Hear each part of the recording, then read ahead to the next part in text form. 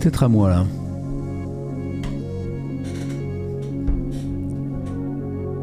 Ouais, je crois que c'est à moi. Enfin, du coup, c'est à vous, quoi. C'est la soirée Étienne. Donc c'est ma soirée, mais en fait, c'est votre soirée. Enfin, vous connaissez l'histoire. Hop. T'as arrêté cette jolie musique là.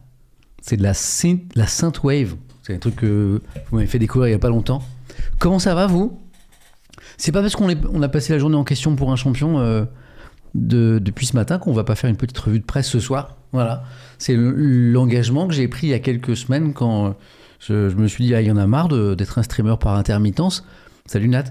Et une semaine par mois, 6 à 7 jours par mois, de pas streamer, quoi, parce que question pour un champion, quoi. Donc maintenant, on est sur une belle hygiène de vie, le réveil à 5h du matin, on lit les... Il y a Tom qui est là, salut Tom Carcourt. Ça va Tom? On se réveille à 5h, on lit les journaux, on va à question pour un champion, on s'amuse, on rit au pays de Candy et au pays de la culture générale, et puis après on rentre, on passe du temps avec les enfants parce que c'est plus important que tout. La fin de journée, les petites histoires de l'école.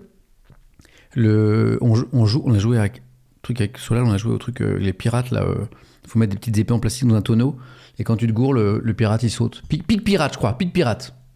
Petite partie de pic pirate pendant que Malo faisait ses devoirs avec maman Hélène. Puis après les dents, très important les dents très important. Pic pirate, ouais, j'adore. Trop bien. C'est trop mignon pic pirate. Et après les dents, et puis après le dodo. Et une fois qu'on a fait ça, bah après on mange un petit peu, enfin du pain, du fromage, quoi. Et puis après on vient ici, voilà. Et donc petite revue de presse, voilà, c'est cool. Il y a Zen ce soir. Il y a The Batman RP qui dit j'ai quitté Zen pour venir ici. Je suis officiellement une daronne. C'est trop mignon. C'est trop mignon. Me quitter pour Zen, c'est gentil en vrai. Peut-être baisser un petit peu le son, peut-être un petit peu fort mon micro. Voilà. Donc voilà, hier, j'espère que vous êtes régalés. Je sais pas si vous étiez là hier soir pour le sampler avec Billy sur mon premier jeu d'horreur.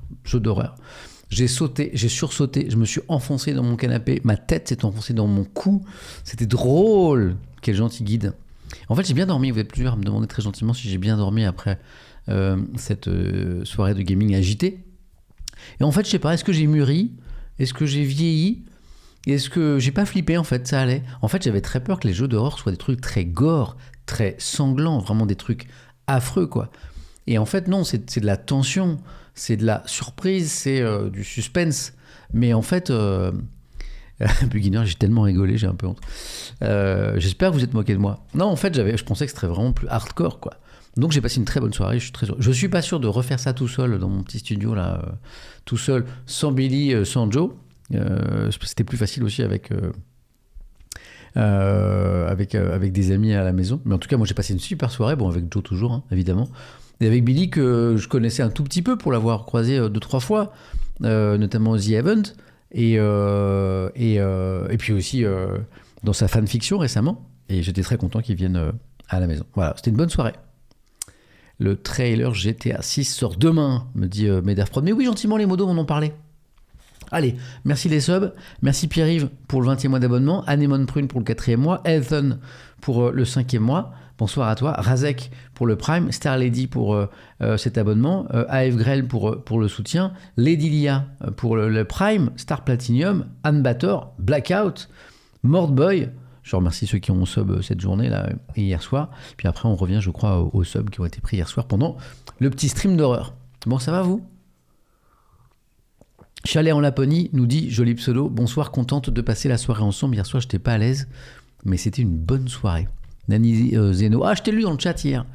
Alors moi, j'ai fait quelques petits cauchemars. Et pourtant, je suis pas allé au bout de la soirée. Pas de cauchemar de mon côté. Alors en même temps, en ce moment, de temps en temps, les enfants viennent dormir avec nous. Ça leur fait plaisir, puis nous, ça nous fait très plaisir.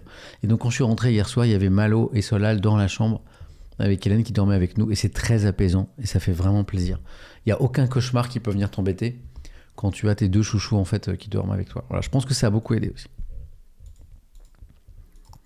Combien d'heures de sommeil là, 3-4 heures là.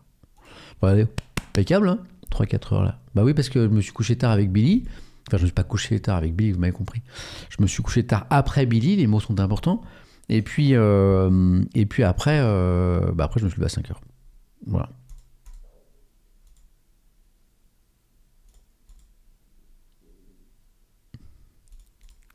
Est-ce que je referais des jeux d'horreur? Oui, mais pas tout seul. Non, pas de sieste. Non, question pour un champion toute la journée. Et puis, je bosse sur plein de jolis projets, plein de jolis dossiers. Je suis content parce que ce week-end c'était off, mais j'ai vraiment eu du temps pour bosser sur des gros sujets sur lesquels je travaille depuis des mois et je me suis vraiment mis à jour de tous mes projets ce week-end. Et puis un petit peu dans le taxi ce matin et un petit peu ce midi à la pause déj. Et voilà, à l'heure où je vous parle, lundi 4 décembre 21h20, je suis tellement content de ça. Je suis à jour de tous les projets que j'ai lancés ces derniers mois, quoi. Voilà, donc je suis content parce que j'ai lancé un peu trop de choses à la rentrée, pensant que sur le lot, 2-3 trucs allaient se faire, et puis en fait, tout fonctionne plus ou moins dans des trucs que vous allez voir arriver sur ma chaîne dans les prochaines semaines, les prochains mois. Et donc il y a eu beaucoup, mais c'est bien, hein, je me plains pas, c'est top. Voilà, donc je suis bien sur tous mes sujets là. Voilà, c'est la dernière semaine qu'on te voit après plus de grosses émissions. Alors, dernière hebdo Étienne de la saison, samedi. N'oubliez pas, vendredi, je suis au Téléthon sur France 2.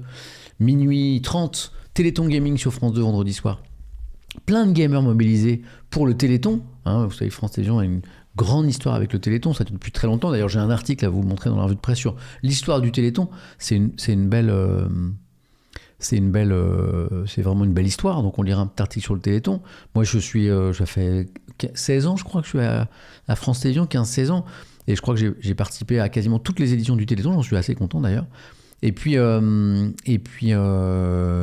donc, vendredi soir, le Téléthon sur France 2 à partir de minuit 30. Hein, c'est pas sur ma chaîne, c'est sur une autre chaîne qui s'appelle France 2. Et puis, du coup, l'hebdo Étienne est reporté à samedi. Voilà. Ouais. Samedi soir. Voilà. Je vois que je vous me parlais de Jean. Il a des soucis, l'ami Jean, là. Enfin, je suis un peu au courant, mais là, il a Jean Massier, l'ami Jean Massier, quelqu'un que j'aime beaucoup, il a communiqué un peu. C'est ça? Je vous vois dans le chat, là. Et puis dimanche, ça me plaît, bien sûr. Hein. Je vous ai pas encore envoyé le visuel, mais je vous ai déjà dit dimanche soir à quoi on allait jouer. GTA RP. D'accord, sur Insta. Jean a dit un petit message sur Insta, ok. Ouais.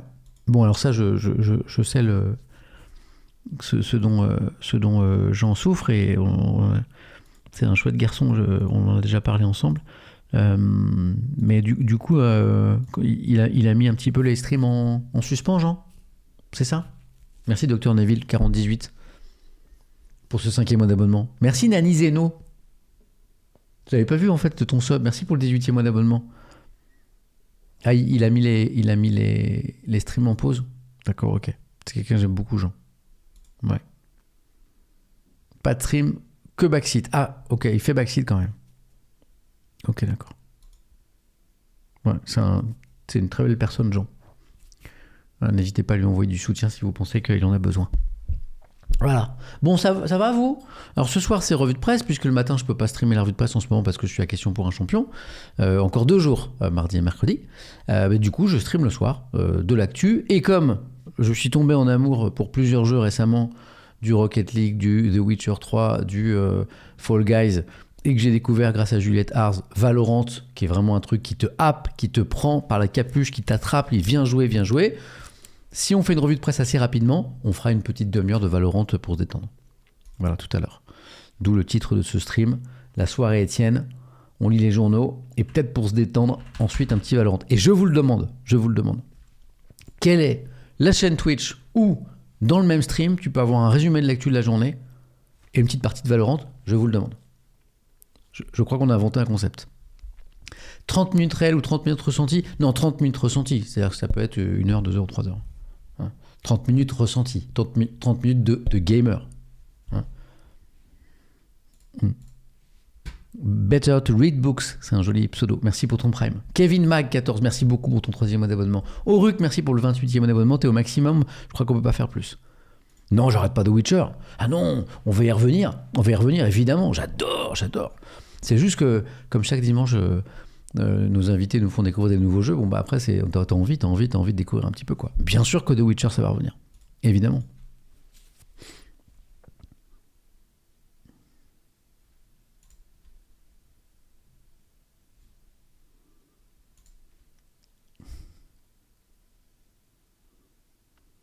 J'adore parce que je sais pas si c'est si c'est ça dont tu parles, mais il y a quelqu'un dans le chat, je t'ai perdu, t'es où qui dit c'est Zanonox.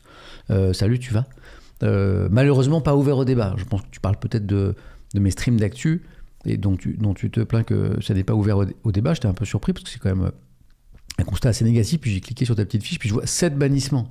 Putain, t'as pris 7 bans sur ma chaîne. Alors, le problème, c'est pas qu'on peut pas discuter sur cette chaîne. Cette chaîne, elle est ouverte à toutes les opinions, tu le sais, les opinions légales et les opinions correctement exprimées avec respect par rapport aux streamers, par rapport aux autres viewers, très important, et par rapport aux modérateurs. Si tu t'es pris 7 bans de la part de mes amis modos, que j'adore et qui font un excellent travail, et avec qui on parle beaucoup de la modération, une modération ouverte, une modération compréhensive, une modération qui donne la parole à tous ceux qui respectent justement la notion de respect justement par rapport aux autres, 7 bans, demande-toi si le problème n'est pas dans ta façon de t'exprimer, en fait, d'exprimer tes idées. Voilà. C'est pas une carte de fidélité, hein, c'est-à-dire qu'au 10e ban, tu vas pas avoir un grec, hein, ou un truc, tu vois. Donc, à un moment, il faut ça. Moi, je suis le premier parfois à me remettre en question en me disant Putain, Sam, sur ça, t'es pas OK, quoi. Ça, il faut te remettre en question. Là, sur ce sujet, peut-être qu'il faut évoluer, il faut réfléchir. Donc, si moi, je m'interroge parfois, et même tous les jours, peut-être que toi aussi, tu peux te poser la question du 7 ban. Je suis pas allé voir ton historique, hein, je n'ai pas le temps, mais peut-être un truc quand même. Peut-être un truc. Même pas une petite frite offerte? Non, ça va pas. C'est la première fois que je vois quelqu'un qui prend cette banne sur ma chaîne, en fait. Alors, je vais pas voir toutes les fiches, hein, mais c'est la première fois. Oh oui, bien sûr, Jarod qui dit tu as tellement de chance de découvrir le gaming. Bah oui, tu as tous les chefs-d'œuvre à faire, c'est incroyable. Imaginez, prenez un gars, vous le mettez dans la glace, hein, dans le congélo pendant 35 ans. C'est-à-dire, vous le quittez à la fin des années 80, le gars, il découvre à peine Pac-Man, quoi, la console Atari, quoi. Tu vois, il y a des pixels de partout, les pixels, ils sont gros comme ma main, quoi. Tu les mets dans le congèle. Enfin, tu mets le gars dans le congèle, c'est moi. Et 35 ans plus tard, tu le décongèles. Et tu lui dis, voilà, t'as 35 ans de gaming en retard. Putain, mais à qui peut être dans cette situation-là, à part moi, quoi. J'ai pas regardé les jeux vidéo pendant 35 ans, j'ai fait d'autres trucs. Et j'ai 35 ans de retard. Mais quel bonheur! Imaginez tous les hits, tous les bangers, tous les jeux vidéo qui ont changé cet univers, quoi, que je suis en train de redécouvrir, quoi. David demande, est-ce qu'on va parler de l'attentat sur Mute samedi? On va surtout parler de cet attentat. Bon, l'actu n'est pas très heureuse, mais évidemment, pour moi, c'est la principale actu de ce soir, quoi. Avec Billy, mais c'était un bonheur. Blobito Bulb, c'était un bonheur avec Billy. Tout est en replay, hein, c'est gratuitement sur ma chaîne pour les abonnés Twitch et gratuitement pour tout le monde sur ma chaîne YouTube depuis là tout à l'heure, là, depuis 13h, je pense. Donc tout ça est en React. Insav demande est-ce que tu donnes ton opinion ou tu évoques uniquement les faits? Les deux. C'est-à-dire que je vous donne les faits tels que les médias, les journaux que je lis vous les donnent. Ça n'existe pas, hein. Oubliez l'idée d'objectivité, hein. Ça n'existe pas un média objectif. Un média, c'est quelqu'un qui émet des informations. Voilà. Un journal est un média, une radio est un média, un site d'information est un média. Après, tous ne se valent pas, tous n'ont pas la même qualité. Samuel Etienne, quand il vous parle d'info, est un média, il émet des informations. Quelque part, quand vous émettez des informations, à la condition d'avoir fait un peu le boulot, vous êtes un média aussi. Un média, c'est un émetteur d'infos. Et tout média est gavé de filtres intérieurs, conscients, inconscients, voilà, selon sa culture, ses connaissances, son parcours, son histoire, ses rencontres, voilà, sa philosophie, ses valeurs, etc. Bref. Et donc l'objectivité n'existe pas. Moi, je crois à l'honnêteté, plus qu'à l'objectivité. Donc, quand quelqu'un vous dit « moi, je n'émets que les faits, juste les faits », non. Il essaye d'émettre les faits que les faits. Il tend à l'objectivité. Il essaye de mettre ses filtres de côté. Mais en fait, il est toujours avec des filtres, hein.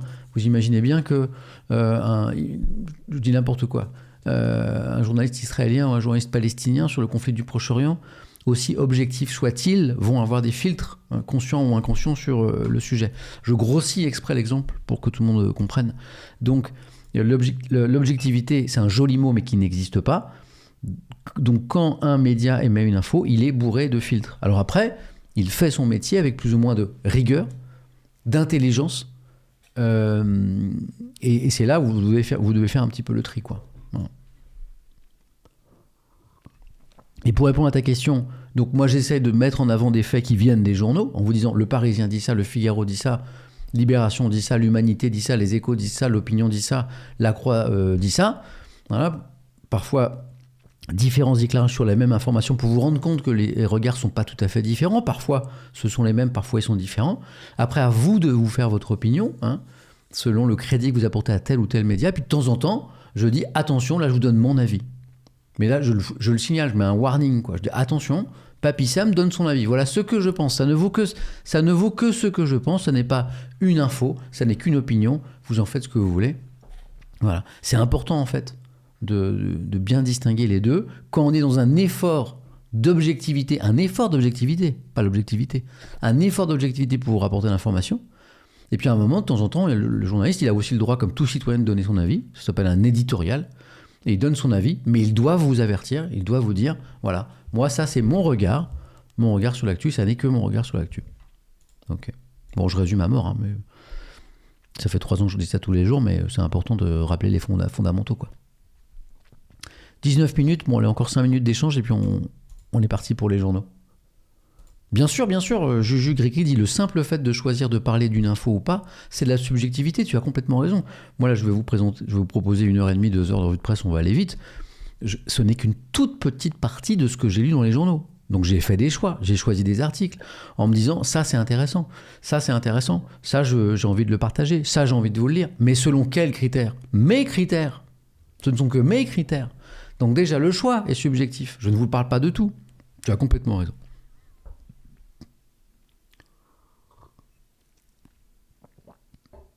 Blubby to Bulb, avec qui on échangeait tout à l'heure, nous dit derrière, il vaut mieux aller faire ses propres recherches pour bâtir sa propre opinion. Bien sûr, faites vos recherches, à condition d'être en capacité de définir que telle source d'information est fiable, relativement fiable, rigoureuse, voilà, et telle autre est un peu plus sujette à caution. Là, il y a un travail qui est un peu compliqué, quoi.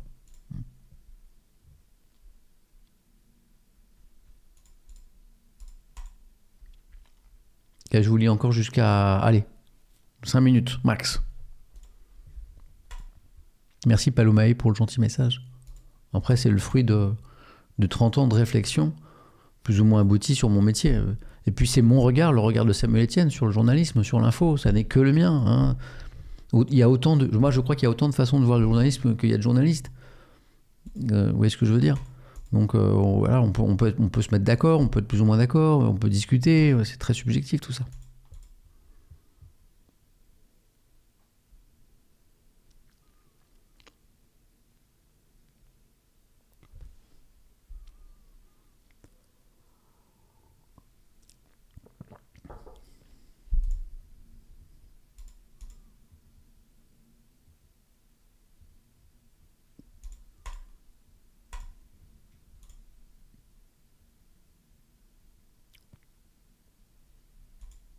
Je vous lis, hein. Je me régale. Merci Camillette pour le message. Oui, bien sûr. Terdrum dit pour commencer le manque d'objectivité, qui n'est pas forcément une intention, hein, vous l'avez compris. Hein. Le journaliste, par essence, il manque d'objectivité, mais parfois c'est malgré lui, vous voyez ce que je veux dire ? Il faut s'informer sur plusieurs médias. Bien sûr, plus tu multiplies les sources de qualité, et plus tu t'approches d'une information relativement juste. Relativement. Hein. Merci Shadmom. Moi, je vous mets toujours en garde sur les gens qui affirment détenir la vérité. Quelqu'un qui vous dit, un média, un journaliste, quiconque, vous dit non, moi je vais te dire la vérité, je vais te dire ce qui se passe. Ouf. Le début de cette phrase devrait vous mettre en alerte. Voilà. Non, c'est ta vérité, c'est ton regard, c'est ta compréhension, avec tes lectures, tes choix, les médias que tu as choisis. On peut en discuter, tu as peut-être raison ou pas. Mais quelqu'un qui commence une phrase en disant « Attends, moi je vais t'expliquer. Voilà les faits. » C'est quelqu'un qui n'a pas conscience de ses filtres déjà. Ou quelqu'un qui va te dire « Attends, le conflit là, le conflit du Proche-Orient, mais c'est super simple. Oh là là là là. » Quelqu'un qui te dit ça, quelqu'un qui te dit qu'une situation aussi complexe que le Proche-Orient par exemple, c'est super simple, pareil. Il a tout faux, tu sais qu'il a faux. C'est quelqu'un qui est déjà pas dans une démarche de prudence et de l'écoute de la subjectivité des autres. C'est déjà extrêmement dangereux, quoi.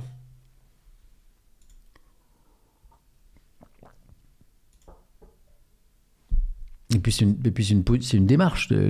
Voilà. Penser avoir raison contre les autres, contre tous, et tout le temps, c'est pas un grand signe de... Enfin bon, je vais pas aller plus loin, quoi. Alors, Pimpous dit, mais dire que le réchauffement climatique, par exemple, c'est une réalité. Ah ben ça, c'est autre chose. C'est pas une parole médiatique. C'est pas une parole journalistique, c'est une parole scientifique. Voilà. C'est un tout petit peu différent. Un journaliste qui cite un scientifique affirmant qu'il y a réchauffement climatique, il ne fait que citer un scientifique. Le média, ici, c'est le scientifique. Alors, libre à certains de contester le réchauffement climatique. Manifestement, la plupart des scientifiques à travers le monde nous disent que c'est un fait, une info, qu'il n'y a pas de débat là-dessus. Ça n'est pas une parole médiatique, c'est une parole scientifique. Alexandra, merci beaucoup. Alexandra, depuis tout à l'heure, nous dit « Samuel, tu t'es un peu trompé sur l'horaire. Le Téléthon, c'est vendredi soir à minuit 25. J'ai dit minuit 30. Ok, mea culpa, donc c'est minuit 25. Vous ne trompez pas, hein, quand c'est marqué samedi 9 décembre à minuit 25, c'est pas samedi soir à minuit 25. Vous l'avez compris, c'est samedi matin à minuit 25, donc c'est vendredi soir. Attention, vous ne vous trompez pas.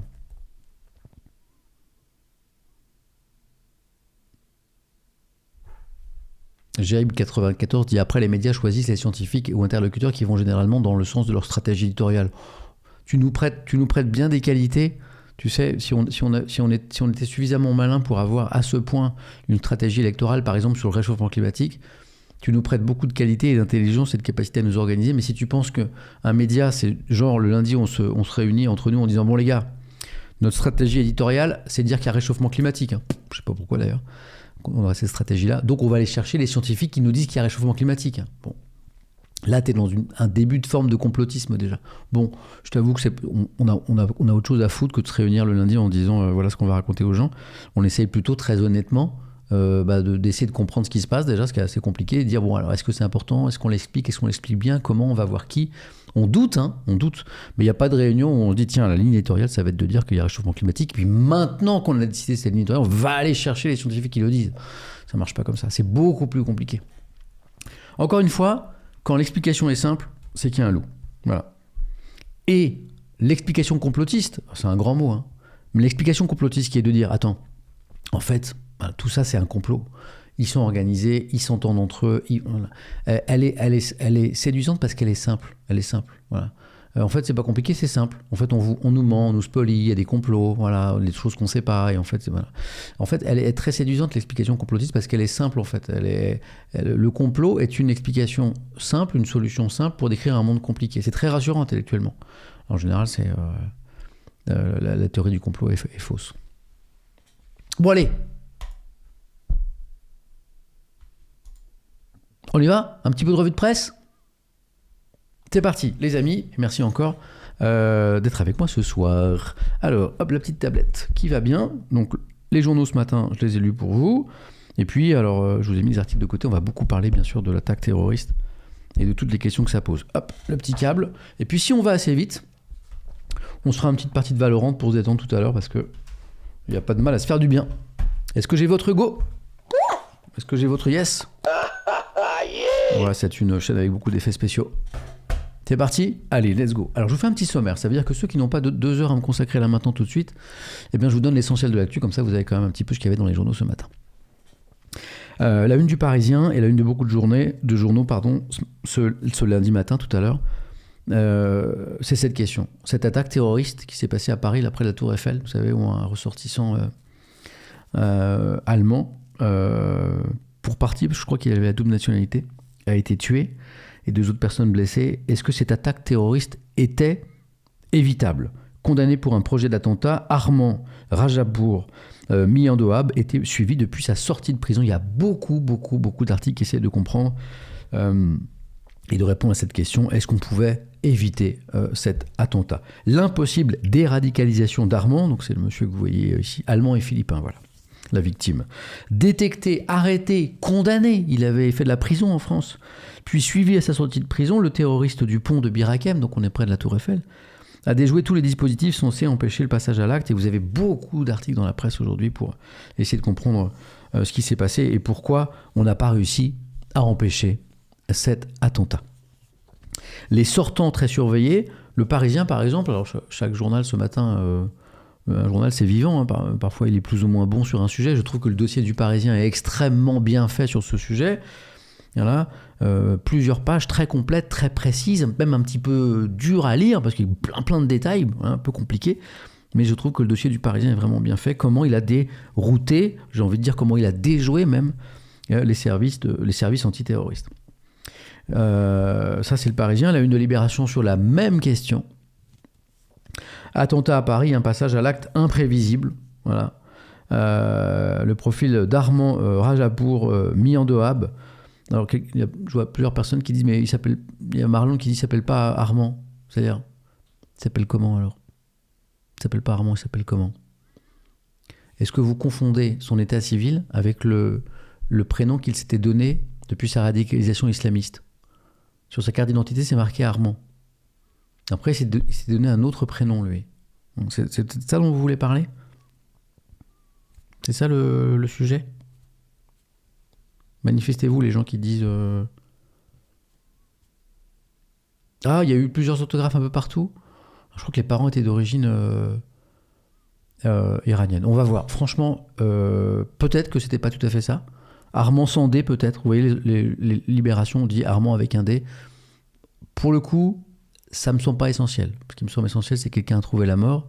Et la question est de savoir, est-ce qu'on aurait pu l'empêcher ? Voilà. Est-ce qu'il y a un D à son prénom ? Alors, je vous avoue que c'est pas le sujet qui va m'intéresser le plus, là. On lira le dossier de Libération là-dessus, comme le dit Point of View. Au pire, on s'en fiche. Un petit peu, ouais. Au pire, on s'en fiche. C'est aussi le dossier du Figaro. Après l'attentat, question sur un islamiste en liberté. Pour moi, c'est ça la question. Est-ce qu'on aurait pu l'éviter ? Qu'est-ce qui ne va pas dans notre pays pour que ça puisse se passer alors qu'il était censé être surveillé, alors qu'il avait été condamné pour des préparatifs terroristes, etc. Le poison du djihadisme, dossier de la Croix, vous voyez, beaucoup de une sur le sujet ce lundi matin. Les chemins de la radicalisation djihadiste. Donc on va prendre du temps pour essayer de comprendre, ce sera un petit peu long, mais on va lire toutes les infos liées à ce sujet, ça me semble important. Pour moi, c'est vraiment l'info du jour. Voilà. Est-ce que la guerre à Gaza, est-ce que la guerre au Proche-Orient actuellement accroît le risque d'attentats islamistes par imitation de personnes isolées ? Oui, répond la Croix dans cet article. Est-ce qu'il y a un lien entre ce qui se passe au Proche-Orient et cet attentat ? Oui, d'ailleurs, le terroriste l'a dit lui-même. Tiens, j'ai perdu ma tablette. Voilà, c'est reparti. Alors ça, c'est ce sujet de l'attentat terroriste. Et puis, je vous ai mis quelques autres articles sur d'autres infos là-dessus. La une des Échos, mobilisation générale pour l'emploi. Pourquoi le gros objectif du président Macron là, sur ce deuxième quinquennat, c'est de faire baisser le taux de chômage au maximum pour arriver à ce qu'on appelle le plein emploi. On définira le plein emploi. Voilà. Sauf que le chômage, il remonte un petit peu, là, très légèrement. Donc, il y a une espèce de branle-bas de combat au sein du gouvernement pour refaire baisser les chiffres. Et on verra que, il y a ce que certains appellent des menaces sur les seniors.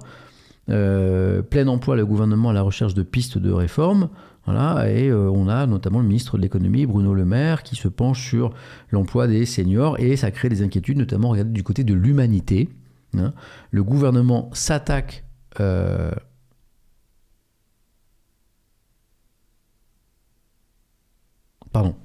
s'attaque aux seniors. On verra pourquoi l'UMA est inquiet à ce propos. Les seniors dans le viseur du ministère de l'économie. Ça m'intéresse parce que moi aussi je suis un senior, donc évidemment si on veut me compliquer la vie sur mes dernières années de travail ou mon arrivée sur la retraite, ça m'intéresse. Évidemment, la plupart d'entre vous, c'est un peu plus loin.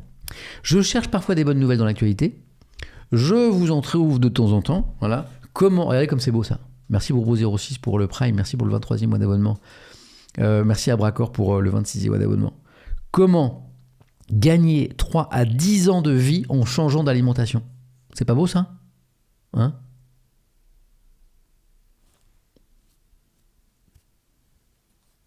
« 3 à 10 ans de vie en changeant d'alimentation. » Voilà. Si vous mangez très très mal, là, que des cochonneries, ça va vous intéresser. Ouais, bon, c'est un peu mon cas aussi d'ailleurs. Voilà. Donc ça, on lira ça. Et puis, puisque vendredi soir à minuit 30, minuit 25, je serai engagé sur le Téléthon sur France 2 pour une soirée du Téléthon Gaming. Voilà. Encore une occasion pour moi de m'immerger dans le monde du jeu vidéo.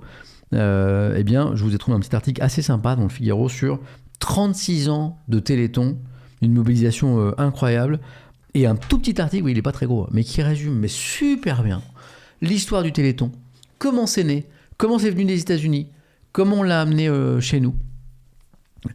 Pourquoi c'est né de parents qui avaient des enfants avec des maladies rares, des maladies génétiques, et puis des maladies pour lesquelles il n'y avait aucune recherche. Et ce sont vraiment des parents, au début ce ne sont pas des scientifiques, ce ne sont pas des médecins, ce n'est pas le gouvernement, ce sont des parents qui tout seuls se sont mobilisés et qui ont lancé cette grande machine du Téléthon. Donc vraiment l'histoire est incroyable, et le Figaro nous la raconte très très bien cette histoire. Voilà. Je vous ai pas mis 1000 infos, vous voyez, il y a le Téléthon, il y a l'importance de l'alimentation pour l'espérance de vie, il y a les inquiétudes sur l'emploi des seniors, dossier dans les Échos et dans l'Humanité, et puis il y a une grosse page donc, sur l'attentat à Paris, parce que je trouvais important de vous en parler, de vous donner le maximum d'infos là-dessus, et de vous lire aussi, voilà pour le sommaire. Voilà. Puis demain, il y aura d'autres actus, bien sûr. Merci Jerry Lewis. Jeff n'a pas tort, c'est Jerry Lewis qui a participé à l'importation du Téléthon, donc le comédien américain, l'humoriste, en France depuis les États-Unis. Ok pour le sommaire ? C'est parti pour vous ? Je vais saluer les modos parce que je suis même pas sûr que je vous ai salué dimanche par exemple. Je vois qu'il y a Hugo Eden Blaster qui nous a rejoint. Salut Bourbeau06, Catherine McBernick, Julio 18, MMG7F, l'ami Nightbot bien sûr aussi. Merci d'être là, c'est super. Prêt ? Let's go. On l'a fait cette petite revue de presse ? Go ? Ah, c'est parti. Merci Iron Deal. Alors, c'est la question que tout le monde se pose. On n'a pas forcément la réponse, mais c'est la question que tout le monde se pose. Est-ce que l'attentat était évitable ? Condamné pour un projet d'attentat déjà, il a purgé une peine de prison. Armand Rajabour, mis en Dohab, était suivi depuis sa sortie de prison. On va oublier les interrogations sur le prénom du meurtrier, du terroriste, ça ne me semble pas l'essentiel.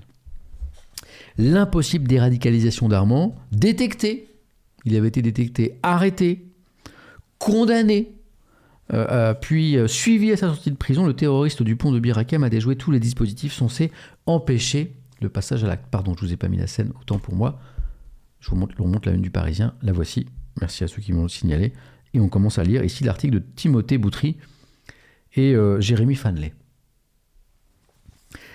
Ce jeune homme de 26 ans soupçonné d'avoir tué à coups de couteau et de marteau un touriste germano-philippin de 23 ans. Le garçon était venu à Paris faire du tourisme et sa vie s'est arrêtée là, 26 ans. Et blessé 2 autres personnes samedi soir vers 21h30, donc lui avec un marteau, est entendu actuellement dans les locaux de la section antiterroriste de la brigade criminelle de Paris. Voilà où on en est l'enquête. Interpellé en juillet 2016 en raison de ses contacts avec plusieurs djihadistes, se convertit... Pardon ? Oh, excusez-moi. Peut-être ma casquette, moi. Se convertit, né de parents iraniens non musulmans. Vous avez raison, pardon. La victime avait 23 ans, c'est le terroriste qui a 26 ans. Merci de corriger. Voilà. Votre concentration fait que vous me corrigez des infos quand je me trompe. Se convertit, né de parents iraniens non musulmans, avait été condamné donc en France en 2018 à 5 ans de prison, dont 1 an assorti d'un sursis avec mise à l'épreuve, notamment pour avoir envisagé de rejoindre les rangs de l'État islamique en zone irakienne, syro-irakienne. Une organisation au nom de laquelle, l'État islamique, il a revendiqué justement son geste dans une vidéo diffusée sur les réseaux sociaux juste avant les faits de samedi soir. D'ores et déjà, la question de son suivi depuis sa sortie de prison se pose. On se pose la question, bien sûr. Oh, merci pour le raid. Voilà, une de mes chaînes préférées, Arnaque-moi si tu peux, qui nous rejoint. On est en plein début de revue de presse, vous arrivez au bon moment, on est en train de se pencher, c'est pas très très gai, mais il faut en parler, sur l'attentat de samedi soir à Paris. Comme souvent en matière de passage à l'acte terroriste individuel, on se retrouve face à un auteur atteint de troubles psychiatriques. Armand Rajabour, mis en Dohab, est sorti de détention en mars 2020 après avoir passé près de 4 ans derrière les barreaux. Salut Arnaque-moi si tu peux. Merci d'être avec nous. Il est alors retourné vivre chez ses parents à Puteaux, dans les Hauts-de-Seine. Il continue de faire l'objet de mesures de contrôle, à la fois par l'autorité judiciaire dans le cadre de sa mise à l'épreuve et par l'autorité administrative par le biais d'une mesure industrielle Il est chiant ce truc, on voit pas bien l'article. Attendez. Voilà. De contrôle administratif et de surveillance. Donc il y avait une double surveillance administrative et judiciaire. En octobre 2020, cet ancien étudiant en biologie s'était présenté de lui-même, donc après sa sortie de prison, dans un commissariat pour expliquer qu'il avait correspondu via les réseaux sociaux avec le futur assassin de Samuel Paty. Un peu étrange. Donc il s'était présenté lui-même, il avait été placé en garde à vue, il avait été remis en liberté sans qu'aucune charge ne soit retenue contre lui. J'ai la haine contre les islamistes qui appellent ouvertement ou non à la violence, disait-il aux policiers. On est quand même sur un profil un peu étrange. Est-ce qu'il cachait ses intentions ? Est-ce que c'était du cinéma ? Est-ce que ça allait vraiment pas très fort dans sa tête ? Est-ce que c'est un mélange de tout ça ? C'est la question que tout le monde se pose, et notamment les enquêteurs. Le PNAT, c'est le parquet national antiterroriste, avait requis, suite à cet épisode, quand il s'était présenté tout seul dans un commissariat, le renforcement des obligations auxquelles Armand Rajabour Miandouab était soumis. En détention, le franco-iranien avait développé des troubles psychiatriques qui se sont prolongés à l'extérieur. Selon une source sécuritaire, il avait arrêté son traitement médicamenteux en mars 2022. En accord avec son médecin, le parquet national antiterroriste avait pour sa part requis qu'il fasse l'objet d'une nouvelle expertise psychiatrique, laquelle avait conclu en août 2022 à la nécessité d'un suivi et d'une injonction de soins ordonnée le mois suivant. Donc vous voyez, on a quand même la justice qui est, pardon pour l'expression, mais qui est quand même sur son dos, quoi. Toujours selon la même source sécuritaire, le médecin coordonnateur n'avait pas conclu à la nécessité d'une reprise de son traitement. Aucune dangerosité psychiatrique n'avait été identifiée au terme du dernier rapport qui avait été remis en avril 2023. Il apparaît donc que le terroriste avait respecté toutes les mesures de suivi, qu'il s'agisse de son suivi médical, de son obligation de travail ou de ses rendez-vous avec le psychologue. Sauf qu'à aucun moment, mais en même temps je ne pense pas que ce soit quelque chose de très facile, on est dans le Parisien pour ceux qui se demandent, à aucun moment, il y a une sonnette d'alarme qui a été tirée, voilà, en disant, bon là, il risque peut-être de passer à l'acte, quoi.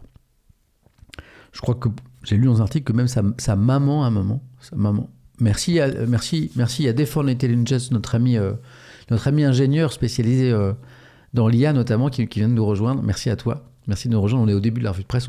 On parle pour commencer de l'attentat de samedi. Un encadré dans le Parisien ici, vous le voyez, les sortants très surveillés. La France ne découvre pas, évidemment, avec ce drame, le problématique du suivi des personnes condamnées pour les faits de terrorisme islamiste, parce qu'il n'est pas tout seul.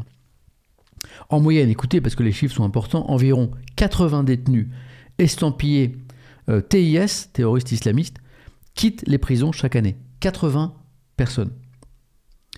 En 2018, le Premier ministre Édouard Philippe avait annoncé la mise en place d'une unité permanente de suivi de ses sortants. Ah, c'est ça, sa maman l'avait signalé. Sa maman avait alerté, c'est vrai. Dispositif interministériel qui est toujours en place. Le maître mot de cette politique est l'anticipation.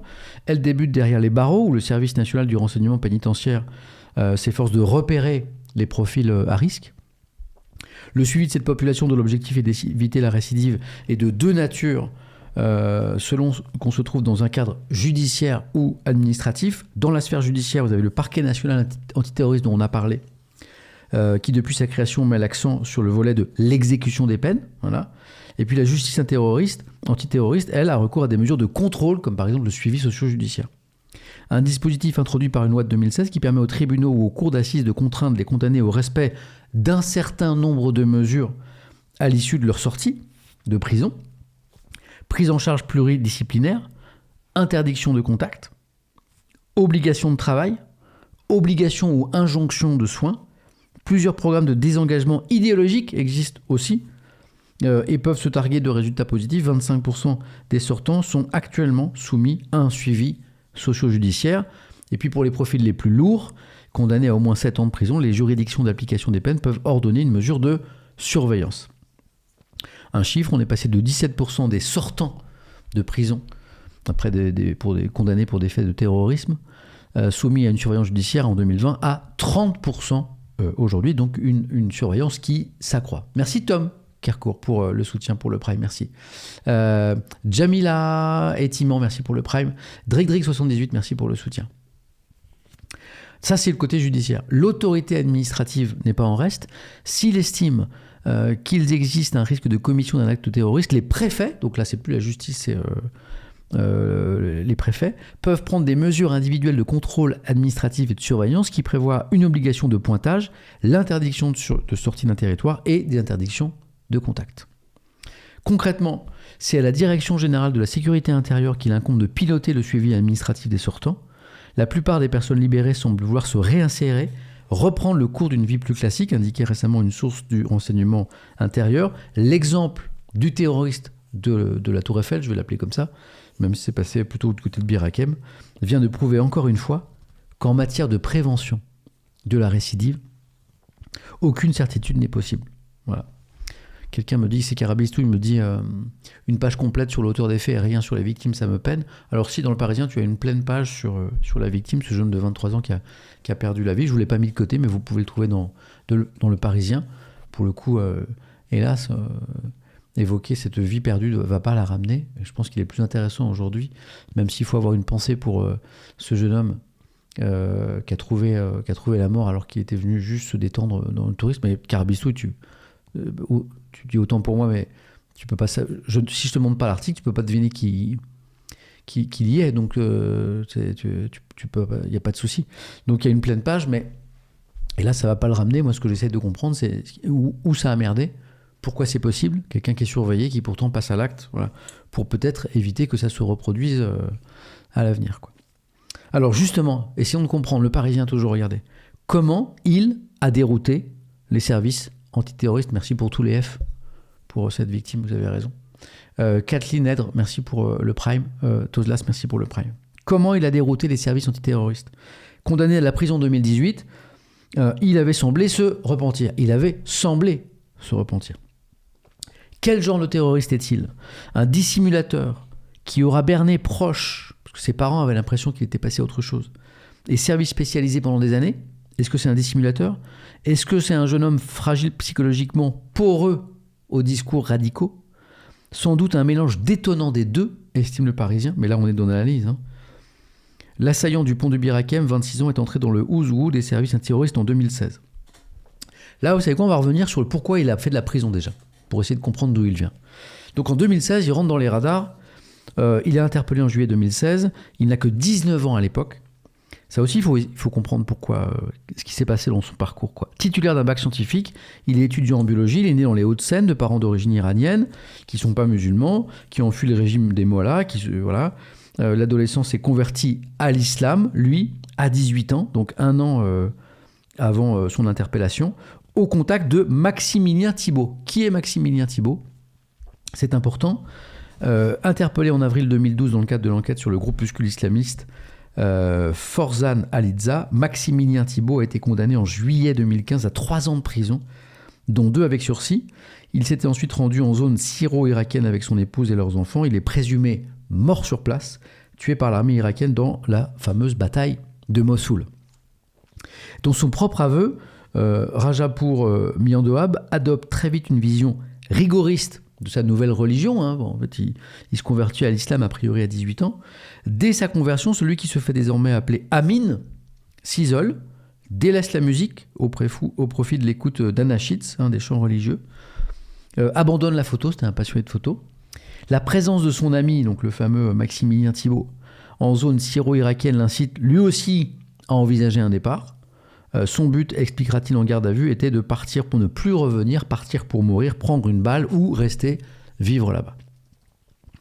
De fait, l'étudiant ne s'est jamais rendu là-bas, donc, sur le territoire de l'État islamique. Dans son ordinateur, les enquêteurs vont découvrir de nombreuses vidéos de propagande de Daesh, dont des scènes d'égorgement, des scènes de décapitation, ainsi que des appels à la revanche contre la France. Dès ses premières auditions, donc au moment de son arrestation, là, en 2016, l'étudiant affirme qu'il s'est auto-déradicalisé, si facilement qu'il s'était radicalisé. Bon bah oui, je me suis radicalisé, mais je me suis auto-déradicalisé. Bon. Il dit aux enquêteurs, j'ai remonté le fil et je me suis dit que l'islam gâchait ma vie.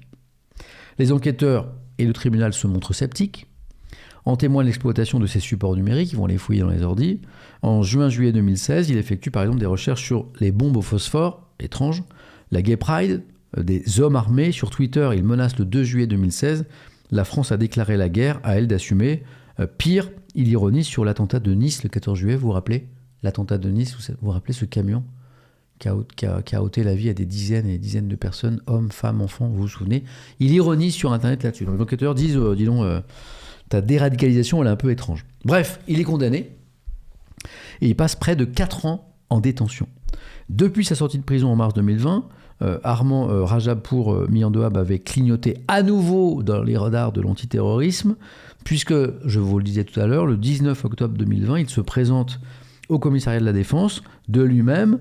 Il explique avoir été en lien avec Abdullah Anzorov, le jeune islamiste russe de 18 ans qui vient d'assassiner Samuel Paty.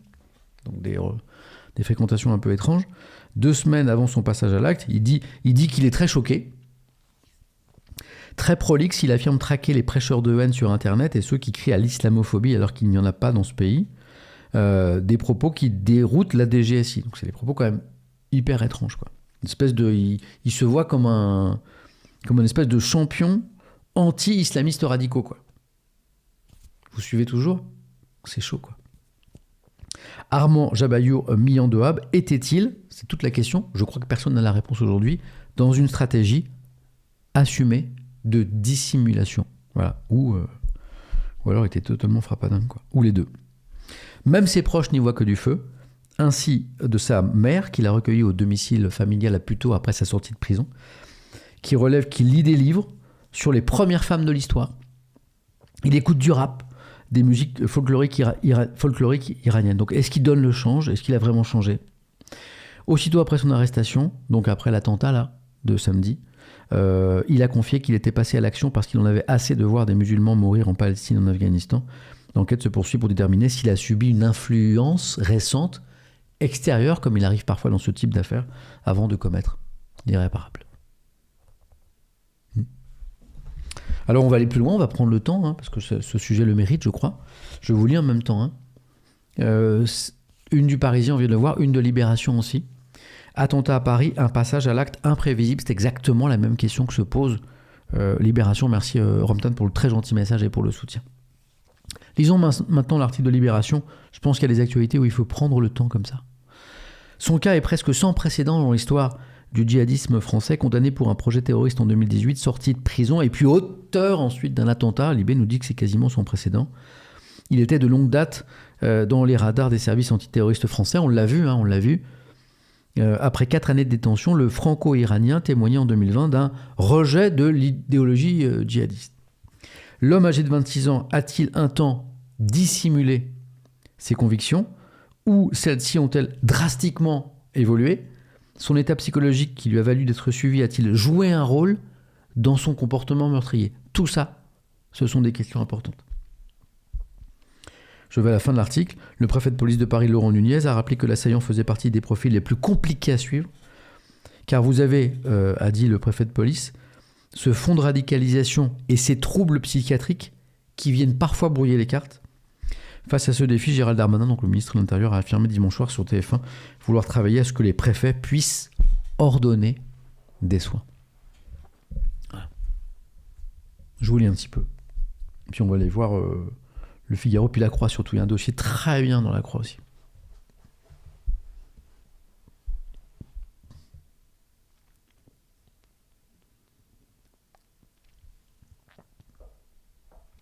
Donc, le Figaro, je ne vous lis pas le dossier du Figaro, mais je vous signale que la une du Figaro est également sur le même sujet. Après l'attentat, question sur un islamiste en liberté. Vous voyez, c'est intéressant, c'est la même question. Question, Parisien, Libé, Figaro. Et on va lire la Croix maintenant, avec un dossier assez complet aussi, qui va un peu plus loin, intitulé « Le poison du djihadisme ». Les chemins de la radicalisation djihadiste. Alors là, c'est un papier un peu plus général sur quels sont les chemins de la radicalisation. Parce qu'il n'y a pas un chemin, il y a plusieurs chemins, il y a plusieurs manières pour un musulman ou une personne qui se décrète musulmane, un moment va se radicaliser et aller vers le djihadisme. Quels sont, demande la Croix, les mécanismes de la radicalisation et comment est-elle prise en charge dans un pays comme la France? Première question, un truc très pédagogique, franchement la Croix a super bien bossé. je zoome un tout petit peu, quelle idéologie promeut l'islamisme radical et particulièrement le djihadisme. L'islamisme se divise traditionnellement en 3 branches. Bon, moi, c'est un truc que j'apprends en lisant La Croix, qu'il y a selon certains spécialistes, on peut définir 3 branches dans l'islamisme. Les salafistes quiétistes, d'une part, qui regroupent des individus très croyants cherchant à conformer toute leur vie à la loi de Dieu. La plupart d'entre eux ne sont absolument pas violents, mais sont assez retirés de la société, dit par exemple Xavier Crétiez, qui est un professeur co-auteur d'un rapport en 2022 sur la sociologie du djihadisme français. Donc, les salafistes quiétistes. Ensuite, les islamistes politiques, représentés par la confrérie des frères musulmans, qui promeuvent, eux, l'investissement politique et la participation aux élections. Voilà. On est sur un projet politique religieux, des gens qui estiment que la société voire un pays doivent être régis par la loi religieuse. Bon, c'est pas tout à fait le principe de la République en France, vous l'avez compris. Et puis vous avez enfin les djihadistes, qui correspondent aux auteurs des récents attentats, qui sont eux très minoritaires, qui constituent un mouvement révolutionnaire dont l'objectif est de prendre le pouvoir par la violence cette fois, et non pas par les élections, et d'instaurer un régime islamiste. La parole maintenant à Eliamin Setoul, auteur de Penser la radicalisation djihadiste, donc La Croix qui allait voir des spécialistes du sujet, qui explique que dans ce schéma, les attentats visent notamment à lutter contre les ennemis de l'islam, qu'ils soient chrétiens, qu'ils soient juifs, qu'ils soient musulmans aussi. Les musulmans modérés sont aussi des ennemis de l'islam pour ces radicaux, puisque le djihadisme, nous dit ce chercheur, est avant tout, c'est intéressant, une tension entre différentes conceptions de l'islam. Un truc important à rappeler à certains qui veulent mettre les terroristes, les islamistes, dans le même sac que l'ensemble des musulmans. On observe chez les djihadistes une très forte volonté de revanche, dit encore ce chercheur, Eliamin Setoul. Ils perçoivent le monde musulman comme un monde dominé par les Occidentaux, qu'ils appellent les croisés, à travers les guerres comme l'Afghanistan ou le conflit israélo-palestinien. Eliamin Setoul distingue 5 moteurs de radicalisation possibles. La dévotion, d'abord, qui touche des individus qui adhèrent au salafisme et à la rigueur religieuse et qui basculent ensuite vers le djihadisme, profil assez rare, dit le chercheur. L'émotion ensuite, qui constitue le moteur de jeunes marginalisés socialement, qui développent une forme de haine contre la société qu'ils considèrent comme raciste, comme islamophobe. Ils vont sacraliser leur haine dans la violence. Vient ensuite,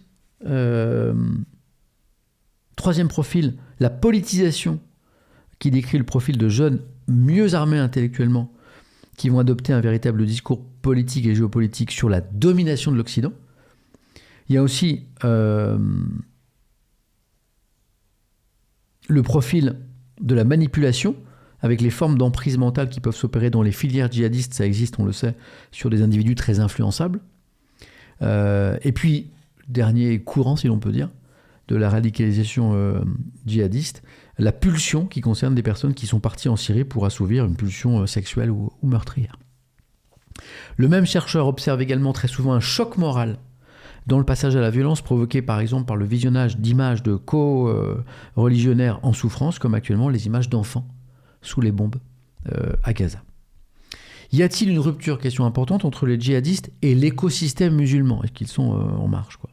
Dans son rapport, Xavier Crétiez mentionne que parmi les 130 profils de radicalisés, seuls 43% ont une pratique assidue de l'islam, 24% n'en ont qu'une pratique ponctuelle. C'est le paradoxe, c'est que souvent chez les radicalisés, la pratique au quotidien de l'islam n'est pas super rigoureuse, quoi. La violence est très souvent un mode de compensation d'une inculture religieuse, dit encore ce spécialiste.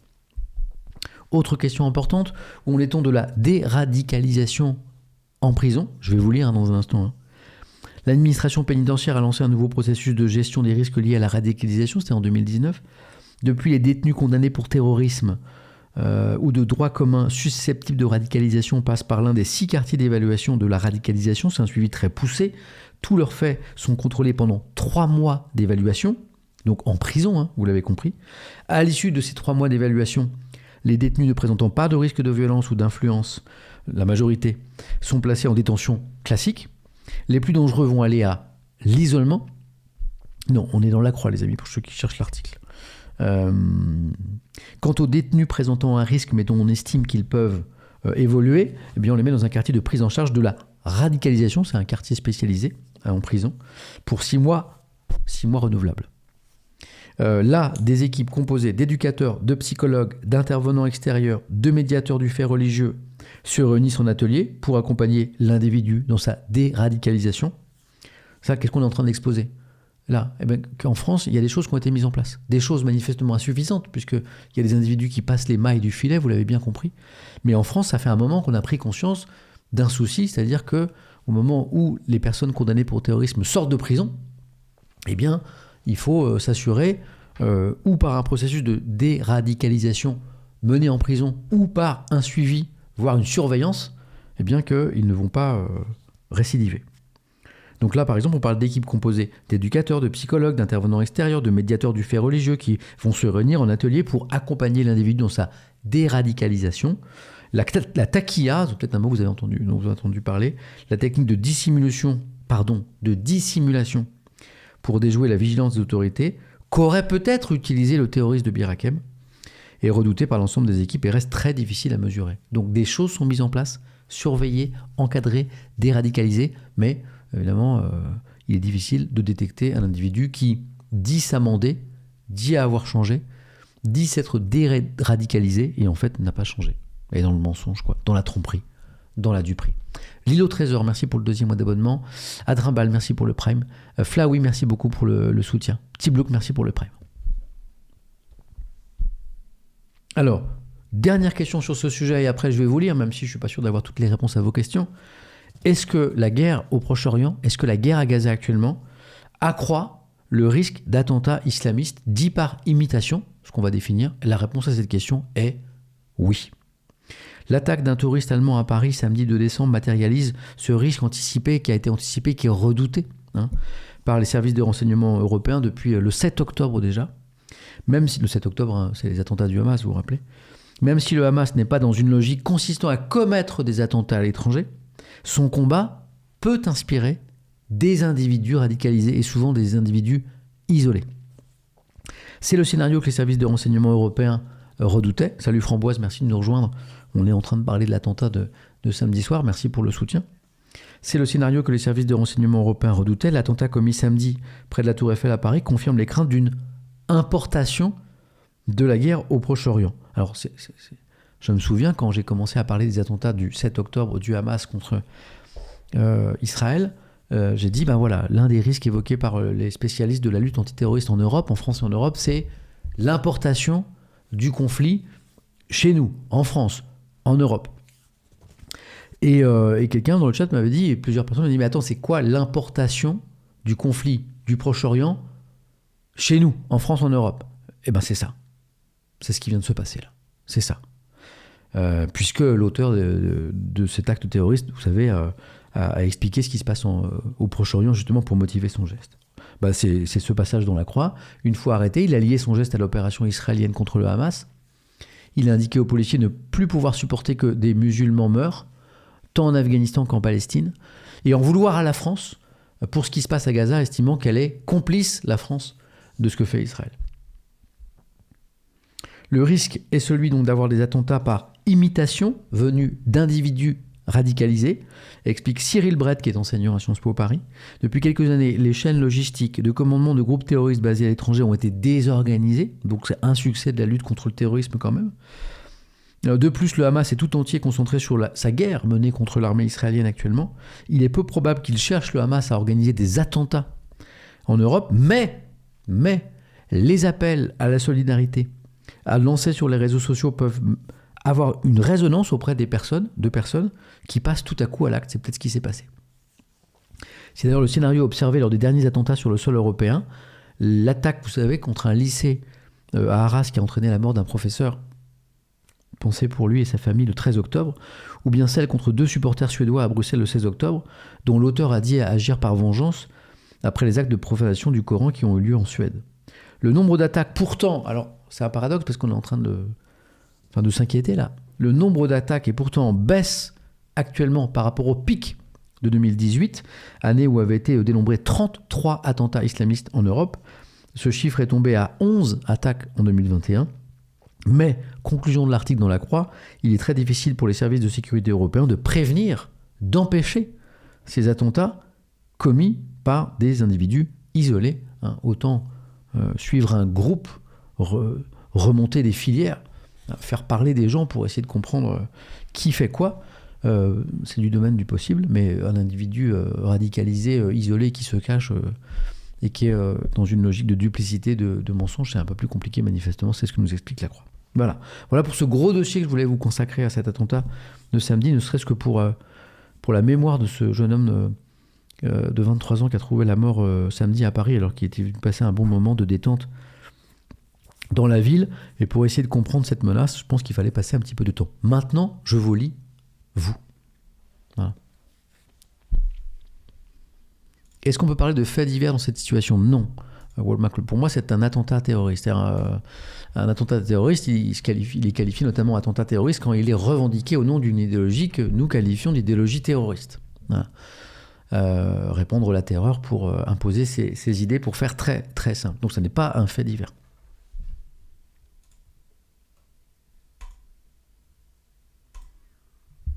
L'IOTAX, c'est triste à dire, mais l'une des raisons pour lesquelles je me suis expatrié, de mon point de vue, la France n'est plus safe pour y vivre. Alors là-dessus, je suis un petit peu pessimiste. Est-ce qu'il y a un pays qui est safe aujourd'hui ? Je ne sais pas où tu vis, l'IOTAX. Je sais pas, aux États-Unis, quand on voit les tueries régulièrement, les tueries de masse avec la libre circulation des armes à feu, je ne suis pas sûr que ce soit le pays le plus safe du monde. Il y a beaucoup de juifs qui sont partis vivre en Israël justement pour se protéger de l'antisémitisme et pour vivre en paix et en sécurité.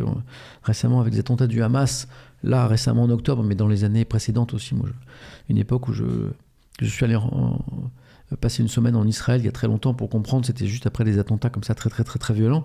Et ben les Israéliens et les Juifs qui partent vivre en Israël ne sont pas non plus à l'abri. Est-ce qu'il y a beaucoup de pays vraiment safe dans le monde aujourd'hui ? Pas sûr.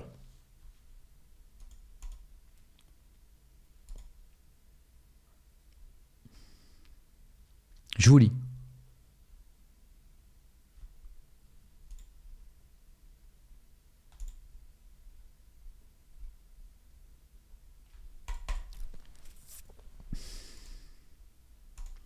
Bill et boule. Il n'y a aucune technique parfaite, quels que soient les dispositifs mis en place, il y aura toujours des exceptions. Là, tu parles du processus de déradicalisation qu'on a évoqué, qui est mis en France. Je pense qu'offrir la possibilité de se réintégrer socialement est sûrement le meilleur moyen de se déradicaliser, avec une surveillance au départ quand même.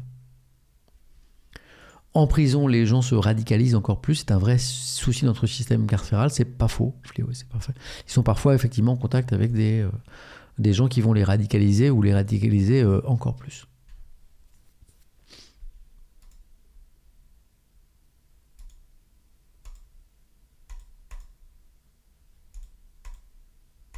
Clamakin se pose une question intéressante. Je me pose une question, dis-tu. Les terroristes ne veulent plus mourir en martyr. Je ne sais pas si celui-ci a cherché à mourir en martyr. En tout cas, je crois qu'il a affirmé aux policiers qui venaient l'interpeller qu'il avait une bombe sur lui, donc peut-être qu'il cherchait quand même à être abattu, je ne sais pas.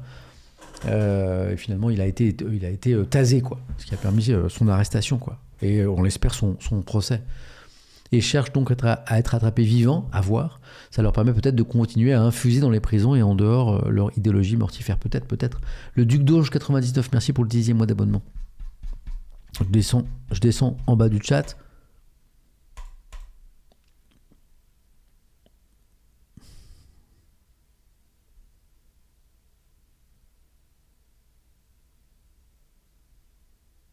Oui, le Duc d'Auge a peut-être pas tort. Hello Samuel, merci pour ces soirées. Au-delà des questions sur les qualifications d'attentats ou de questions de prise en charge des malades psychiatriques, ne faut-il pas aussi se dire que les terroristes manipulent de plus en plus des personnes fragiles ? Peut-être, oui.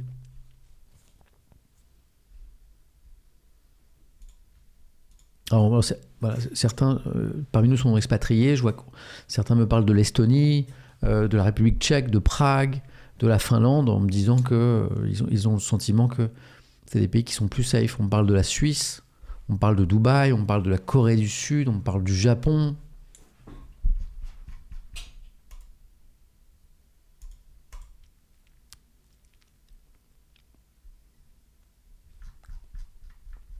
Merci le Duc d'Auge.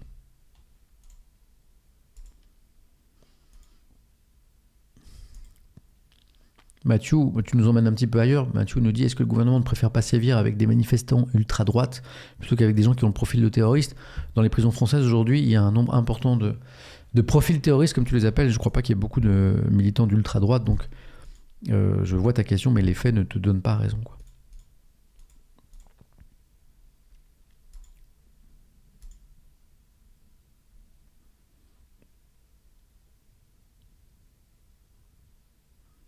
Alors après, il y a la question des moyens de donner de la psychiatrie en France. Vous êtes plusieurs à le souligner. School Toilet, c'est juste en dessous. Hello Rocky écrivent tous les deux. La psychiatrie en très mauvais état de financement en France depuis des dizaines d'années. On en a déjà parlé ici, c'est vrai.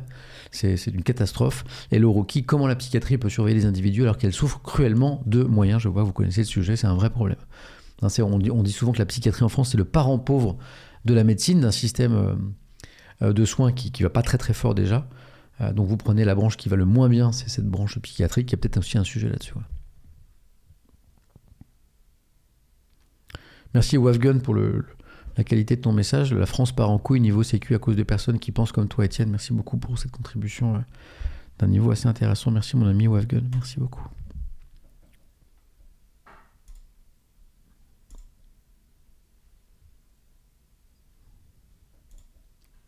Oui, MDR, Mahmoud, je pense que tu as raison, c'est le bon commentaire. Ouais. Néron, merci pour le 9e mois d'abonnement.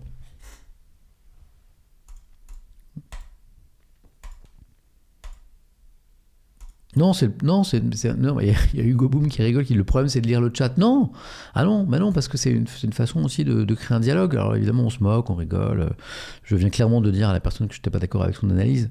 Et que si c'était mon comportement qui expliquait le fait que notre pays partait en couille, moi je veux bien changer de comportement si c'est aussi simple. Quand c'est simple comme ça, c'est que c'est faux. Hein. C'est simple.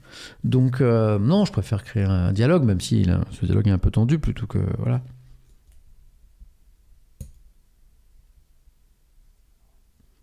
Mahmoud, là-bas, je ne sais pas comment vous faites pour rester calme parfois. Parce que je préfère le dialogue, y compris avec les gens qui ne sont pas d'accord avec moi, même si parfois c'est tendu, que de rester en vase clos, en petit cercle fermé, qu'avec des gens qui pensent comme moi, ça ne m'intéresse pas en fait. J'aime bien être entouré de gens qui sont d'accord avec moi, c'est très agréable, c'est très sympa, on partage des valeurs, mais ça nous emmène nulle part, quoi. Je préfère échanger, y compris avec des gens qui ne sont pas d'accord avec moi, donc on n'a pas le ban facile ici, en tout cas le ban dev facile, même si parfois on met des petits avertissements. Bon, parfois c'est inévitable quand la personne vraiment veut pas faire d'efforts, mais régulièrement on a quand même des gens à qui on met des petits avertissements comme ça gentils en disant qui reviennent en disant ouais, peut-être que j'ai un petit peu exagéré dans mes propos, je suis pas d'accord avec toi, peut-être qu'on peut échanger, quoi. Ça je trouve ça formidable. Pour moi c'est ça le truc, c'est-à-dire que ce que permet Twitch, c'est un cadre d'échange, de discussion que je trouve merveilleux et qui permet, quand chacun fait un petit effort et respecte les règles, d'échanger, même si on n'est radicalement pas d'accord sur tout, quoi, ou d'accord sur rien, et ben d'échanger des arguments, pas se convaincre, on va pas se convaincre en un stream de 2 heures ou même, vous voyez. Non, ça marche pas comme ça, mais au moins qu'il y ait un espace de discussion. C'est quand on discute plus vraiment qu'on arrive sur un truc super chaud, quoi. Il y a Flyway qui dit « Je trouve qu'on se respecte pas mal dans ce chat malgré nos différences d'opinion. » Oui, c'est aussi mon sentiment.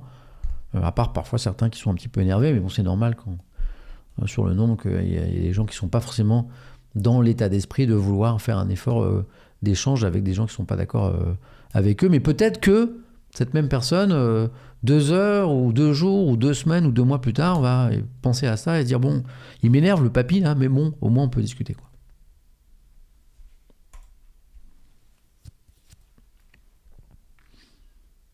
Comme le dit Monoj, de toute façon, le but n'est pas de se convaincre, mais de faire réfléchir. Ouais. Je suis assez d'accord. Jalux, y a-t-il une possibilité de voir le live avec Billy hors Twitch? Je ne suis pas sub. Tu vas sur ma chaîne YouTube VOD Samuel Etienne, là, avec tous mes replays. Depuis aujourd'hui, à la mi-journée, tu as le replay de Billy gratuitement. Bien sûr.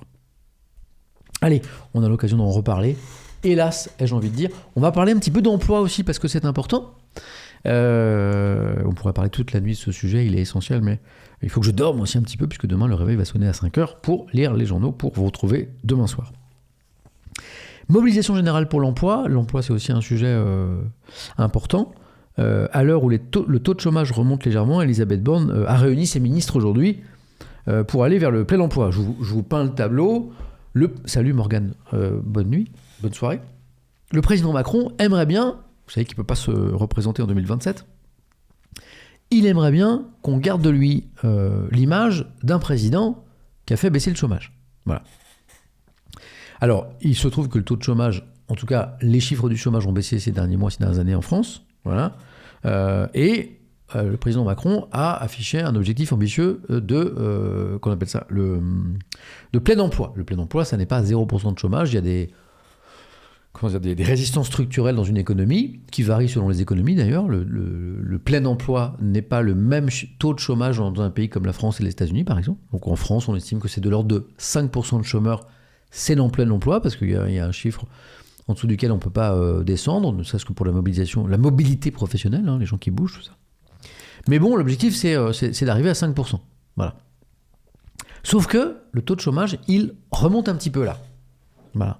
Et ça, c'est pas très très bon pour un président qui se veut le président, comme d'autres avant lui d'ailleurs, qui se rêve le président de la lutte contre le chômage. Donc là, ça s'agite un petit peu. Je dis pas que c'est la panique, mais en tout cas, ça s'agite un petit peu pour essayer de trouver de nouvelles recettes, de nouveaux outils pour refaire, vous l'avez compris, faire repartir à la baisse la courbe du chômage. Pierrot, merci pour le prime. Plein emploi, c'est ici. Le gouvernement à la recherche de pistes de réforme. Officiellement, je zoome même pas trop, il s'agit d'une réunion de travail. Elle prend pourtant une allure de mini-mobilisation alors que le taux de chômage frémit dans le mauvais sens en France. C'est ce que je viens de vous dire. Merci beaucoup Picamol, c'est très gentil.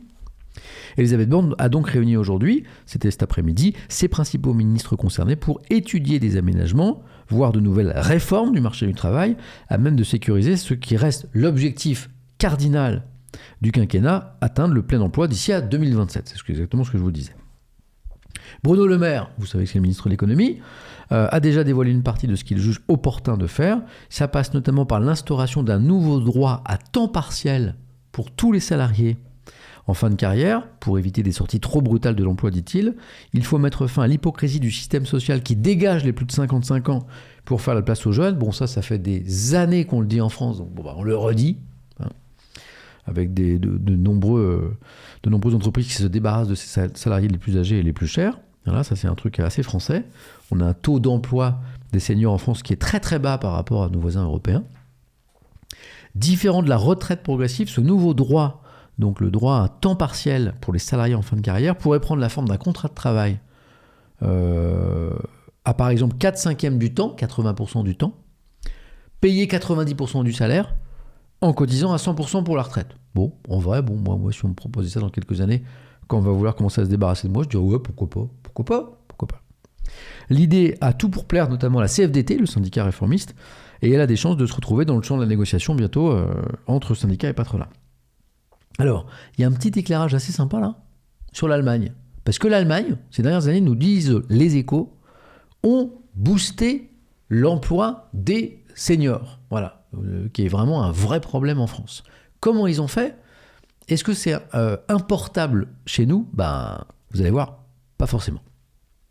En 10 ans en Allemagne, le taux d'emploi des 55-64 ans est passé de 64 à 73%, un chiffre supérieur de 16 points à celui de la France. Voilà. Il y a Storm Lightning qui dit pourquoi on se base sur l'Allemagne. Tu vas voir que l'article de la Croix ne dit pas forcément que c'est applicable chez nous, ça. En Allemagne, plus d'1 million de retraités ont une activité professionnelle. Plus d'1 million de retraités ont une activité professionnelle. Bon, déjà, est-ce qu'il faut le souhaiter ? Bon, après, les gens ont le droit de travailler s'ils veulent à la retraite, mais vous allez voir, le papier, il nous dit pas que l'Allemagne, c'est topissime. Hein. Et leur nombre ne cesse de croître chaque année. Moi, quand je serai à la retraite, j'ai pas envie de bosser. Hein. Enfin, bon, faites ce que vous voulez, vous. Hein. Selon le ministère allemand du Travail, le pays compte aujourd'hui 1,12 million de personnes de plus de 67 ans qui travaillent. Des retraités qui travaillent. Parce que pour la plupart, parce que s'ils n'ont pas ce boulot en plus de leur retraite, ça le fait pas. Ça le fait pas. L'Allemagne se distingue de ses voisins sur le sujet. Depuis 10 ans, la part des seniors de la population active a connu une augmentation massive. À quoi tient ce bond en avant du nombre de seniors en activité en Allemagne ? Le facteur clé, c'est d'abord les réformes du marché du travail de l'agenda 2010, l'allongement progressif du départ à la retraite depuis 10 ans, puisque en 2029, en Allemagne, il faudra avoir 67 ans pour bénéficier d'un taux plein du départ à la retraite. Donc les réformes des retraites en en Allemagne ont été beaucoup plus, violentes, rigoureuses, vous le qualifiez comme vous voulez, qu'en France. 67, en 2029. Confrontés à un départ massif des baby-boomers d'ici à 10 ans et 1,8 million d'emplois inoccupés, les employeurs allemands sont aux petits soins pour leurs seniors. Donc déjà, ils ont une réforme des retraites est beaucoup plus radicale que nous. Vous avez des entreprises allemandes qui manquent vraiment de bras, beaucoup plus de bras que nous, qui bichonnent leurs seniors. En France, ce n'est pas du tout le cas. Les seniors, on les met beaucoup dehors chez nous. Des entreprises qui ont tendance à leur proposer de rester, donc après la retraite, là où les entreprises françaises perçoivent les seniors comme trop chers et pas assez adaptés, par exemple, aux nouvelles technologies ou au numérique. Dernier exemple, et vous allez voir que l'Allemagne, ce n'est pas forcément le rêve non plus, le niveau des pensions, puisque outre-Rhin, le montant de la retraite est basé sur les revenus gagnés pendant les 45 années d'activité, alors qu'en France, c'est les 25 meilleures années d'activité. Le montant mensuel d'une retraite en Allemagne s'élevait en moyenne à 1543 € par mois en Allemagne, ce qui n'est pas énorme, ce qui n'est même pas beaucoup. Pour la majorité des 65 ans et plus qui travaillent, cette activité constitue donc souvent un revenu d'appoint. Dans 40% des cas, ça constitue même la principale source de subsistance. Jusqu'où ira ce recours de plus en plus grand aux seniors outre-Rhin ? Aujourd'hui, l'Allemagne compte 13 000 personnes âgées. Écoutez bien ça. Alors 13 000, c'est pas énorme, mais quand même. L'Allemagne compte aujourd'hui 13 000 personnes âgées de 85 ans et plus en activité. 85 ans et plus. Parmi ces 13 000 personnes, 446 sont conducteurs professionnels. Vous avez 446 personnes de plus de 85 ans en Allemagne qui conduisent des bus, par exemple. Conclusion de l'article, de quoi vous inciter à regarder qui est au volant quand vous montez dans un bus. Voilà. Bon, quelqu'un disait, mais pourquoi on prend toujours l'Allemagne en modèle ? Vous avez bien vu que les échos ne disent pas que c'est forcément le modèle, cette histoire. Voilà. Donc, il y a un taux d'emploi des seniors qui est plus important, mais est-ce que le système allemand est à copier ? Ça, c'est une question. Alors, vous voyez que ça provoque l'inquiétude de l'humanité, ces envies de réforme pour booster l'emploi des seniors en France, les éventuels projets de Bruno Le Maire. C'est la une de l'UMA ce matin. Le gouvernement s'attaque aux seniors, laissés pour compte du marché du travail. Les plus de 55 ans sont désormais pointés du doigt par un gouvernement qui entend rogner leurs droits pour les faire travailler jusqu'à 64 ans. Les seniors dans le viseur du ministère de l'économie, alors que doivent s'ouvrir les négociations sur l'emploi des plus de 55 ans, Bruno Le Maire multiplie les provocations, selon l'UMA, qui font bondir les syndicats et les principaux intéressés laissés pour compte sur le marché du travail. Lisons un petit peu le regard de l'humanité là-dessus. Le 23 novembre, le ministre de l'économie a déclaré sur France Info qu'il ne comprenait pas bien pourquoi les seniors bénéficiaient d'une durée d'indemnisation supérieure aux autres allocataires. On parle du chômage. Aujourd'hui, un privé d'emploi peut être indemnisé durant un peu plus de 22 mois entre 53 et 54 ans, 27 mois s'il a plus de 55 ans, alors que s'il est plus jeune, il n'a droit qu'à 18 mois d'indemnisation.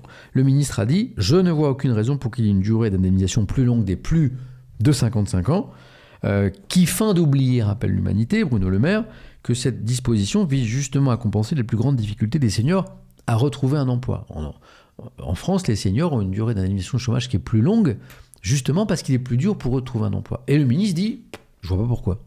Alors ça, l'humanité n'est pas d'accord du tout. Selon une récente étude de l'UNEDIC, la part des allocataires de 55 ans et plus qui travaillent a doublé depuis 2010, passant de 23 à 47%, ce qui prouve que les seniors au chômage n'hésitent pas à reprendre un poste même quand il est mal payé. La volonté des patrons de se débarrasser des seniors n'est plus un mystère depuis des années en France. Je pense que vous le savez. Pas plus que les discriminations à l'embauche dont ils sont l'objet. Au moment de la réforme des retraites, le gouvernement a dénoncé le fait que la rupture conventionnelle était utilisée pour envoyer les seniors au chômage en attendant la retraite. En réalité, il ne s'agit que d'une façon parmi d'autres de se débarrasser des salariés âgés.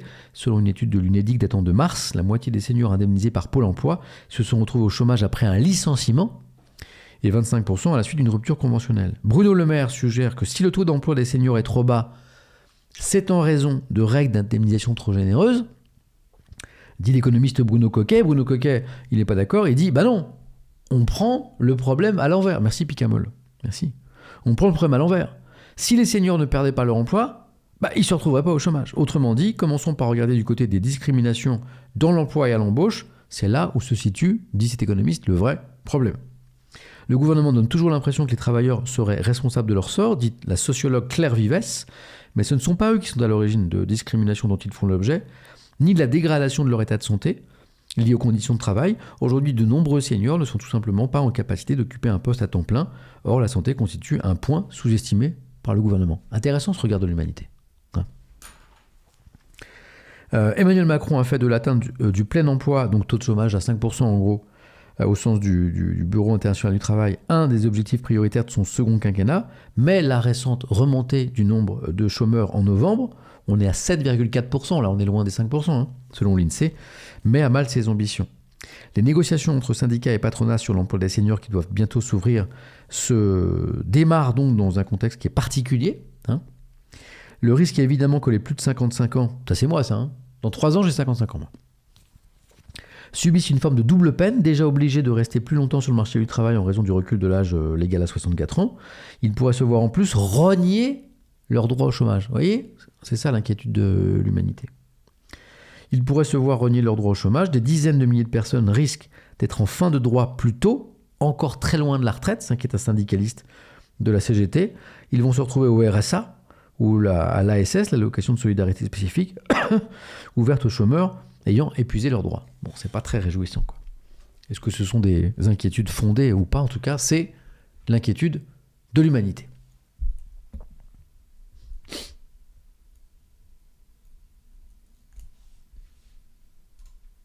C'est un vrai casse-tête, dit David, il n'a pas tort, David. Quand t'es jeune, les entreprises ne veulent pas t'embaucher parce que t'as pas assez d'expérience. Quand t'es vieux, les entreprises ne veulent pas te recruter ou te garder parce que tu coûtes très cher. Exactement. Ouais. Merci Christopher Lee 2000 pour ce très gentil raid. Merci à toi. Merci à ceux qui nous rejoignent.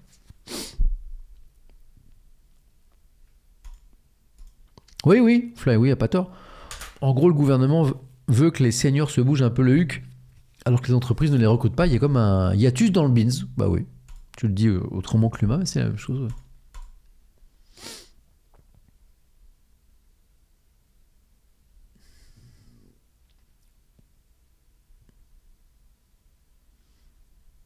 Je vous lis un petit peu et on va enchaîner avec une bonne nouvelle concernant l'alimentation.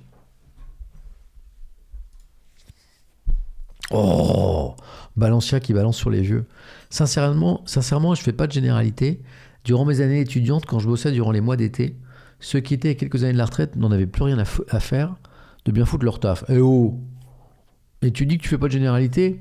Regarde, moi je suis vieux, moi. Je suis un vieux machin. Je suis à donf, hein. Qu'est-ce que tu racontes, mon ami Balancia? Alors, là, c'est mon côté optimiste. Il y a JCVD premier qui dit « Samuel, penses-tu qu'un jeune de 24 ans pourra obtenir une retraite ?» Je sais que la majorité d'entre vous, vous pensez que non, il n'y aura pas de retraite dans 30 ans, dans 40 ans pour les jeunes d'aujourd'hui. Moi, je crois que oui. Je crois que oui, parce qu'on a un système à la base qui est un très bon système, qui est un système de retraite par répartition, hein, c'est-à-dire que les actifs d'aujourd'hui cotisent pour les retraités d'aujourd'hui. Hein, tu cotises pas pour toi, tu cotises pour tes aînés. Moi, je trouve ça très bien. Cette solidarité nationale, je trouve ça formidable. Voilà. Alors évidemment, où est-ce qu'on met le curseur? À quel âge on part en retraite? Quel niveau des pensions? Tout ça, c'est un autre sujet. Mais moi, je pense que la France aura, je le souhaite très fort, c'est mon côté optimiste, j'espère qu'on va jamais abîmer ce truc, qui est un des trucs les plus cool qu'on ait. J'espère que la France ne va jamais abîmer cette retraite par répartition, par solidarité intergénérationnelle, quoi. Et puis, comme vous le savez, les générations du baby-boom là, sont à la retraite, sont en train d'arriver à la retraite. Et donc, à un moment, la pyramide des âges va se rééquilibrer en France. Et donc là, il y a un mauvais moment à passer. Mais en gros, les enfants des jeunes d'aujourd'hui seront, a priori, en nombre relativement suffisant pour payer les retraites de leurs parents, quoi. Je ne rentre pas dans le détail, mais bon, c'est mon côté un petit peu optimiste. J'y crois. Il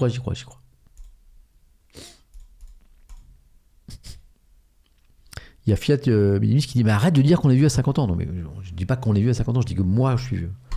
J'ai le droit de penser que je suis vieux. Quand je vois la machine que j'étais il y a quelques années, là. Et puis moi, j'ai très envie de ma retraite, moi. J'ai envie de bien de me la couler douce, un peu tranquille et tout, quoi. Merci Arnaud, c'est gentil, merci pour le message. Wayne, In74, merci pour le 5e mois d'abonnement, merci pour le soutien.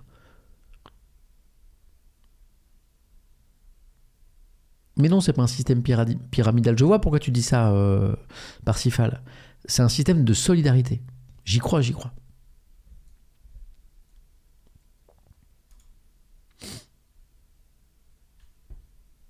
Ah non, mais moi je veux ma retraite, moi. Moi je veux ma retraite. À un moment, c'est bien le travail. Moi j'adore le travail. J'ai toujours beaucoup travaillé. Je kiffe ce que je fais. Mais j'espère que je laisserai la place déjà. Et puis j'espère que, moi je pense qu'il y a plusieurs vies dans une vie. Hein. La vie de l'insouciance de l'enfance, c'est important. Voilà.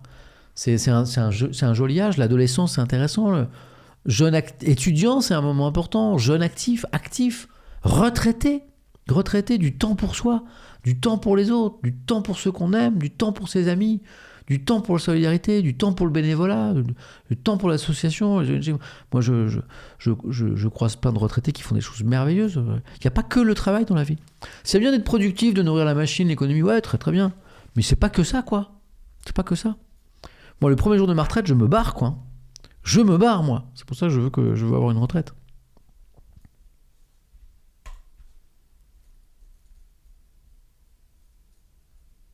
Bon. Est-ce que je vais me faire un petit café? Qu'est-ce qu'il me reste à vous lire? Ouais, je vais me relancer un petit café. On est bien là. On est sur un bon rythme. 1h29. On est sur un bon stream, un bon rythme de revue de presse. Ça veut dire quoi? Ça veut dire qu'on va se faire un petit Valorant. Ça veut dire qu'on va se faire un petit Valorant. Voilà. Il nous reste un petit quart d'heure, 20 minutes de revue de presse. Et après, on se fait un petit Valorant. Pour se détendre. Hein, on va prendre... comment ça s'appelle la Odin, par exemple, et on va aller arroser du mur. Hein. Je positionne partout. Voilà. Et on va en foutre partout. Vous allez vous moquer, ça va nous faire du bien. Encore 2 articles sur l'importance de l'alimentation pour vivre vieux. Voilà. Et puis après, un article sur le Téléthon qui est vachement bien fait. Donc dans le Figaro. Et puis et après, on fait un petit Valorant. Hein? Pour bien dormir après, exactement. On fait ça? Ok? Je vais me chercher un petit déca. Pas un café, un petit déca. Je vous mets une petite pause, je vous mets une petite musique. Qu'est-ce que je vais vous mettre comme musique? Attends, je vais essayer de trouver de la synthwave, là. Truc un peu de jeune, là. Non, pas ça. Non. Synthwave. Je fais des recherches. Morceaux les plus récents, populaires. Alors, on va essayer de trouver un truc sympa. Non. Oh, c'est pas terrible ça.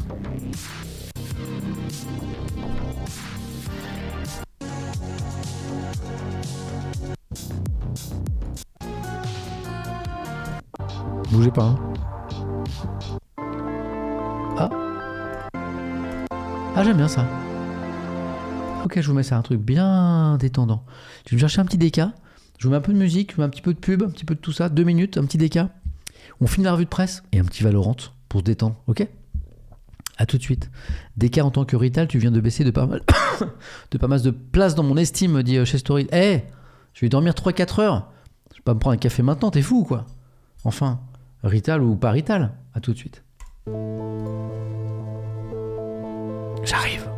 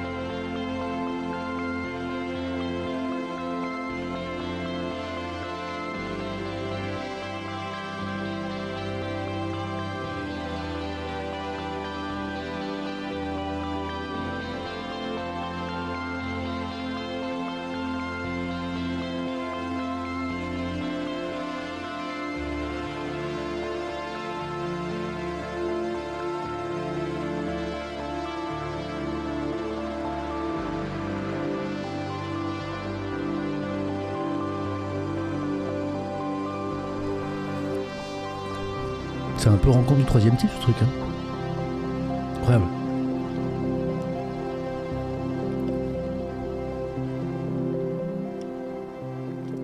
On va écouter une autre. En même temps que je mange un ou deux crocodiles.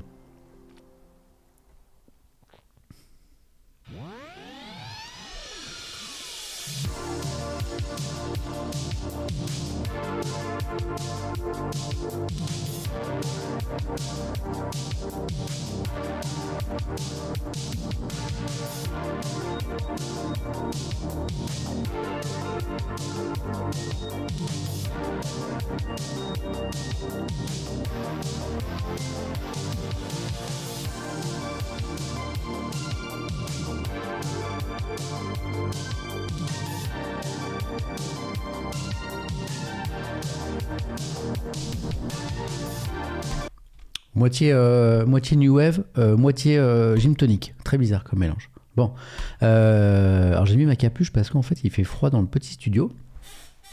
Et là j'ai une petite pièce où il fait un tout petit peu plus chaud, mais dans la cuisine c'est affreux. Donc du coup je me suis mis la petite capuche. Voilà. Puis je me suis fait un petit déca qui va me réchauffer. On est sur du bonheur. On est sur un merci à Wayne à une 74 pour le 5e mois d'abonnement. On est sur 2 articles qui restent dans la revue de presse. Bam bam, les voici.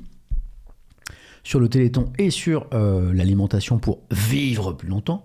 Décidément, on parle beaucoup d'âge ce soir et après un petit stream Valorant, on va se régaler. Merci beaucoup Bourric pour le très gentil message. Je mérite pas ça, mais c'est sympa. Scov Live, merci pour le Prime. Et maintenant, je vais vous dire que si vous mangez vraiment très mal, que vous mangez vraiment des cochoncetés, des cochonneries, du hamburger, de la pizza 4 fromages, du grec, du kebab, du crocodile Haribo, du chocolat, de la bière en veux-tu, en voilà, de la frite, de la chips, que sais-je, eh bien, c'est pas grave. Enfin, c'est pas grave. Si tu changes d'alimentation, et quel que soit l'âge, eh bien, tu vas en tirer un bénéfice. Il n'est pas trop tard. Alexandra, moi aussi, je t'aime beaucoup. Merci beaucoup pour le gentil message. Il n'est pas trop tard, mon ami. Ouais. Comment gagner 3 à 10 ans de vie en changeant d'alimentation ? Et ça, à n'importe quel âge de la vie, évidemment, plus tu changes d'alimentation tard et moins tu vas gagner, mais il n'est jamais trop tard. C'est pas beau, ça ?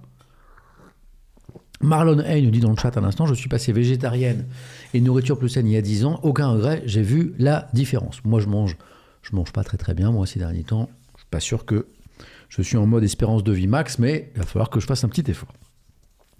Une alimentation équilibrée, article du Figaro Santé, apporte un réel gain d'espérance de vie, même si elle est adoptée sur le tard. C'est pas grave. Il n'est pas trop tard. Il n'est jamais trop tard.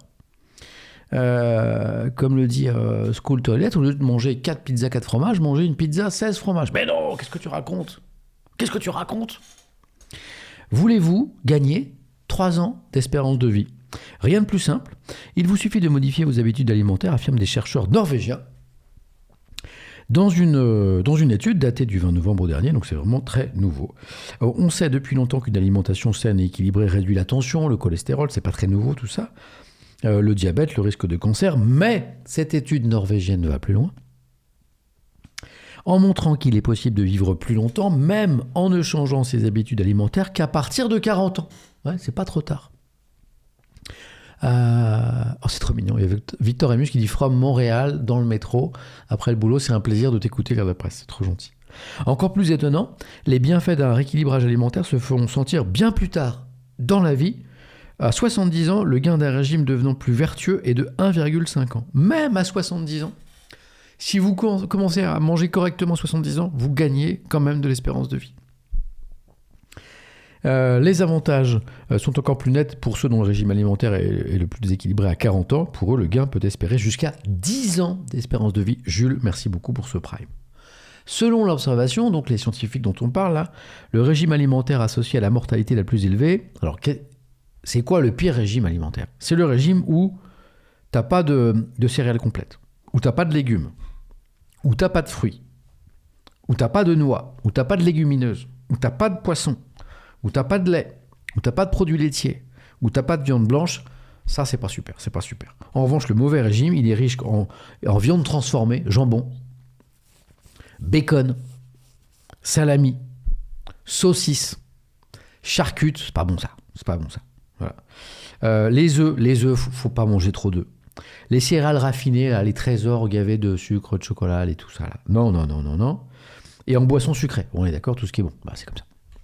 À l'inverse, les participants qui consommaient beaucoup de produits laitiers, de légumes, de légumineuses, de noix, un peu de céréales complètes, fruits, poissons, volailles, très peu d'œufs, viande,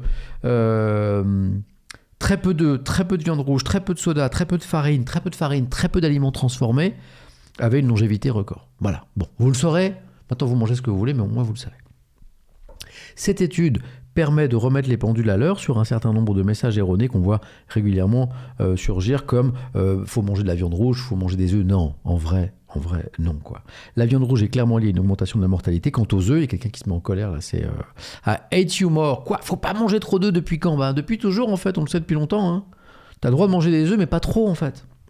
Quant aux œufs, s'ils ne sont pas délétères en soi, leur action sur une hausse du cholestérol va dépendre des individus. Les œufs, c'est pas bon pour le cholestérol. Si t'en manges trop, un de temps en temps, un par jour, ça le fait, mais pas trop, quoi.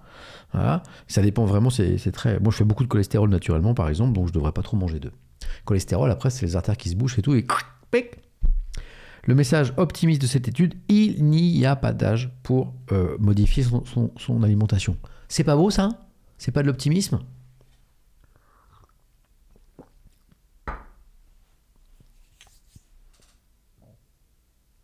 Ouais, je crois que c'est le jaune des œufs. Je crois que c'est dans le jaune. Elton, je vais décider dans quelques minutes. Ravi de vous avoir connu.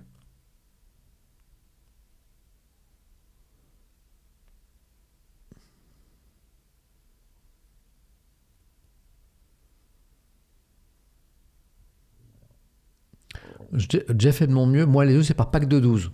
Et le café, on en parle? Non, on n'en parle pas, le café. Interdit. La question du café, du débat sur le café est interdite sur cette chaîne. Voilà. C'est un motif de ban. C'est-à-dire que le café ici, on ne dénonce pas le café. On ne dénonce pas l'abus de café. Ici, sur cette chaîne, on boit le nombre de cafés qu'on veut. C'est un sujet trop sensible. Vous n'avez pas le droit de parler de ça. C'est interdit. C'est ban direct. Voilà. La pizza fondue chocolat hamburger, c'est pas bon, me demande Bulldozer. A priori, non. Ce week-end, j'ai découvert le sandwich raclette. On s'est promené avec la famille. Il avait le petit frère d'Hélène qui était là avec sa fiancée, avec les enfants qui adorent leur tonton et tout. On a passé un chouette week-end. On a fait des petites balades et à un moment, ils sont revenus d'une petite balade où il y a des petites cabanes de Noël là, avec des sandwichs raclette. Quoi. J'ai découvert le sandwich raclette. Putain, c'est bon cette saloperie. Un bon petit pain baguette, un jambon un peu épais, raclette fondue. Poi. Oh, j'ai pris une claque. Voilà. Ils ont ramené des churros en plus. Oh, putain. J'ai mangé ça ce week-end. Sandwich raclette, churros. Voilà. Vendredi soir, ils voulaient manger des burgers. Oh là là. J'ai pris 10 ans de cholestérol en 2 jours. Là. Ah, c'est bon, hein, mais...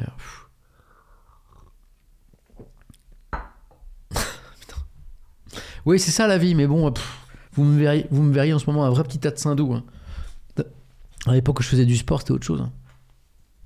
Hein. Mais oui, la raclette, c'est la vie. Mais bon, attendez, là, le week-end, j'ai pris cher. Il y a les fêtes de Noël qui arrivent, là. On passe les fêtes en famille. La famille d'Hélène, c'est une année sur 2. On mange trop bien là-bas. C'est en Franche-Comté. On va se faire péter le bide. Je vais prendre 15 kilos, quoi. Et après, on rentre dans la saison des raclettes, tout ça. Oh là là là. Vous avez, en mars, je disparais en mars. En mars, je disparais. Et puis moi, je me suis mis aux jeux vidéo, je me suis mis au gaming. C'est la sédentarité à fond. Je cours plus, je joue à Valorant, je joue à Fall Guys, je joue à The Witcher 3, je joue à Rocket League, j'ai arrêté le sport. Putain. Enfin bon, tiens, à propos de gaming, transition parfaite. Vendredi soir, France 2, minuit 30. Je serai sur France 2 pour le Téléthon Gaming. C'est la 3e édition que j'anime. Je suis très content de faire ça, je suis très fier. Oh. Écoutez, il y a un message de Calix dans le chat, c'est trop mignon. Salut Samuel, ma maman Nathalie, que tu as rencontrée aujourd'hui, donc parce qu'aujourd'hui je suis à Question pour un champion et j'ai eu une Nathalie parmi mes candidates, m'a dit que tu étais une personne super et très gentille, comme tu le reflètes dans tes émissions et tes lives, merci de lui avoir fait vivre un bon moment. Écoute, Calix, je suis très content d'avoir fait passer un bon moment à ta maman. la question pour un champion. Venez jouer à question pour un champion, il y a une super ambiance. Merci pour ton message qui me touche. Donc, vendredi soir, Téléthon Gaming sur France 2, minuit 30, 2h du mat. Enfin, voilà les horaires, quoi. Je serai entouré d'une armée de gamers mobilisés pour le Téléthon. On va se régaler. Il y aura des spécialistes de santé, il y aura des personnes, notamment des jeunes en situation de handicap. Il y aura leur famille. On va parler du Téléthon, de la lutte contre les maladies rares. On va parler de gaming aussi, de gaming adapté, notamment aux personnes en situation de handicap.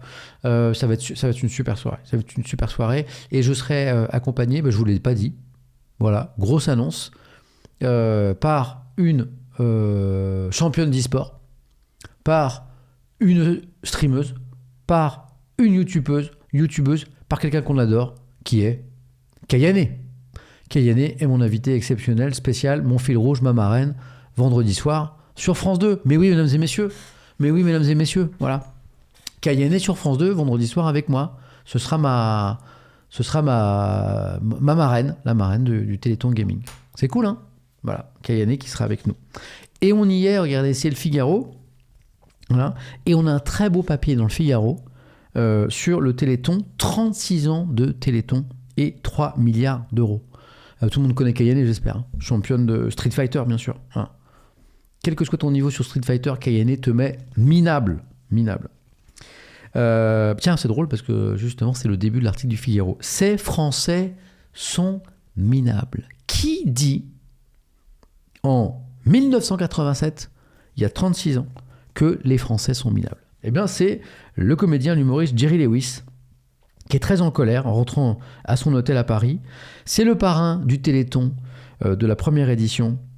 Il est parrain du Téléthon américain depuis 20 ans. Il vient de quitter le plateau de son petit frère, le Téléthon français, qui vient de naître. Et malgré les efforts des animateurs d'Antenne 2 pour faire vivre cette drôle de kermesse télévisuelle, c'est la première édition, personne ne sait ce que c'est, le compteur des promesses ne grimpe pas. Et Jerry Lewis, il est très en colère. Bernard Barato, qui est le président de l'association française contre la myopathie de l'époque, file au centre d'appel tenu par des volontaires. Et il ne comprend pas parce que les téléphones n'arrêtent pas de sonner, ça sonne des promesses de dons. Mais le problème, c'est que les promesses de dons avaient du mal à parvenir jusqu'au plateau télé. Les animateurs n'étaient pas au courant qu'il y avait énormément de dons et Jerry Lewis, du coup, s'est un petit peu mis en colère. Résultat, les minables Français vont lever 181 millions d'euros, alors qu'ils attendaient au mieux quelques millions.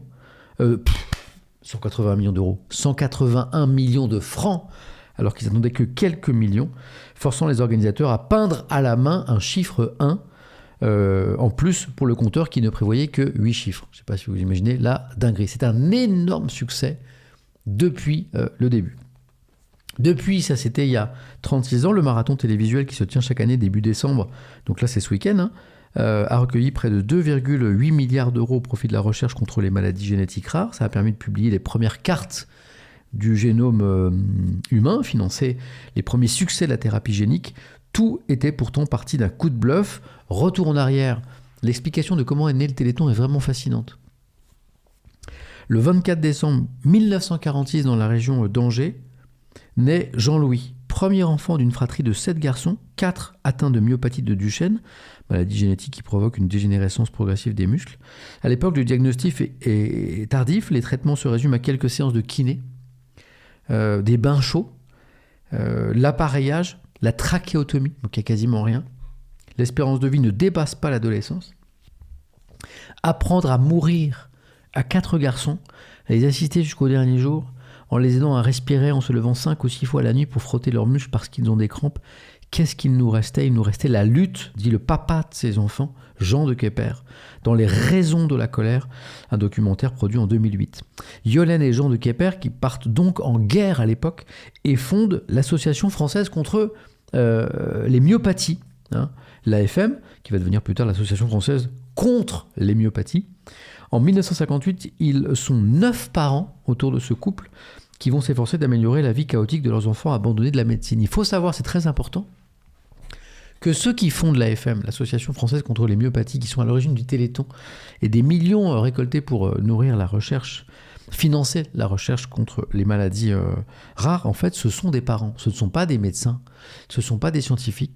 Ça n'est pas le gouvernement, ce sont des parents dont les enfants sont lourdement handicapés, hein, qui ont des maladies rares, et ce sont des parents qui vont se mobiliser tout seuls. Comme le dit Said in Live, le chemin fut long et il reste beaucoup à faire encore. Jules NBT, merci pour le Prime. Scov Live, merci pour le Prime. Donc les familles se mobilisent. Puis-je faire un SO au Téléthon STP Sam? C'est quoi un SO? Pardon, MMG, c'est quoi un SO? C'est quoi un SO, mon chouchou? Il me manque un mot là. Excuse-moi. Putain, c'est beau, Guillaume, ton message. Un shout-out. Bien sûr, mon ami, bien sûr que tu peux. Hein. Dédicace. Il y a Guillaume Dev29 qui vient d'écrire dans le chat: Samuel, sache que grâce au Téléthon, j'ai pu me marier avec ma femme en juin dernier, avec ma femme atteinte d'une mucoviscidose. Alors qu'on ne leur donnait pas 5 ans à vivre, nous avons 38 ans. C'est le plus beau message que j'ai vu ce soir. Je vous relis ce message. Samuel, sache que grâce au Téléthon, c'est Guillaume qui nous le dit, j'ai pu me marier avec ma femme en juin dernier.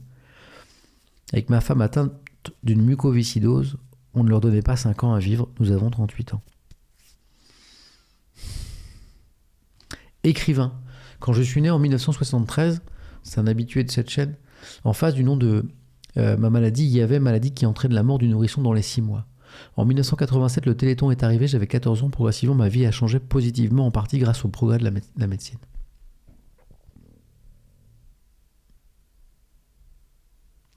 C'est beau.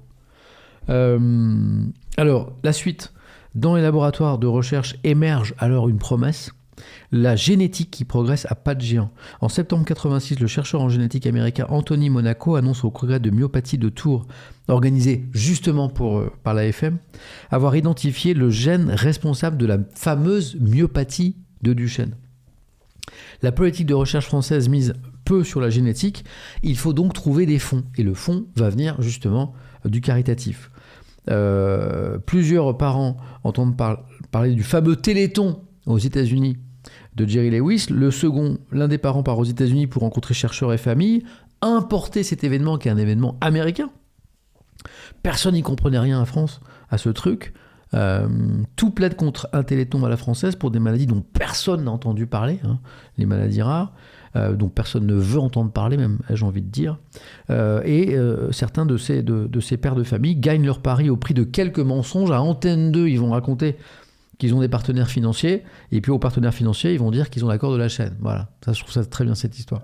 Merci Manitou pour le soutien. Le 4, c'est génial cette histoire. Les 4 et 5 décembre 1987 démarre la grand-messe télévisuelle, donc le premier Téléthon, musique obsédante, improbable fête organisée partout en France, hein, des relais, des fêtes de la crêpe, etc. Voici parti un rouleau compresseur dont il est difficile d'expliquer le succès, parce que c'est un énorme succès chaque année, et c'est bien.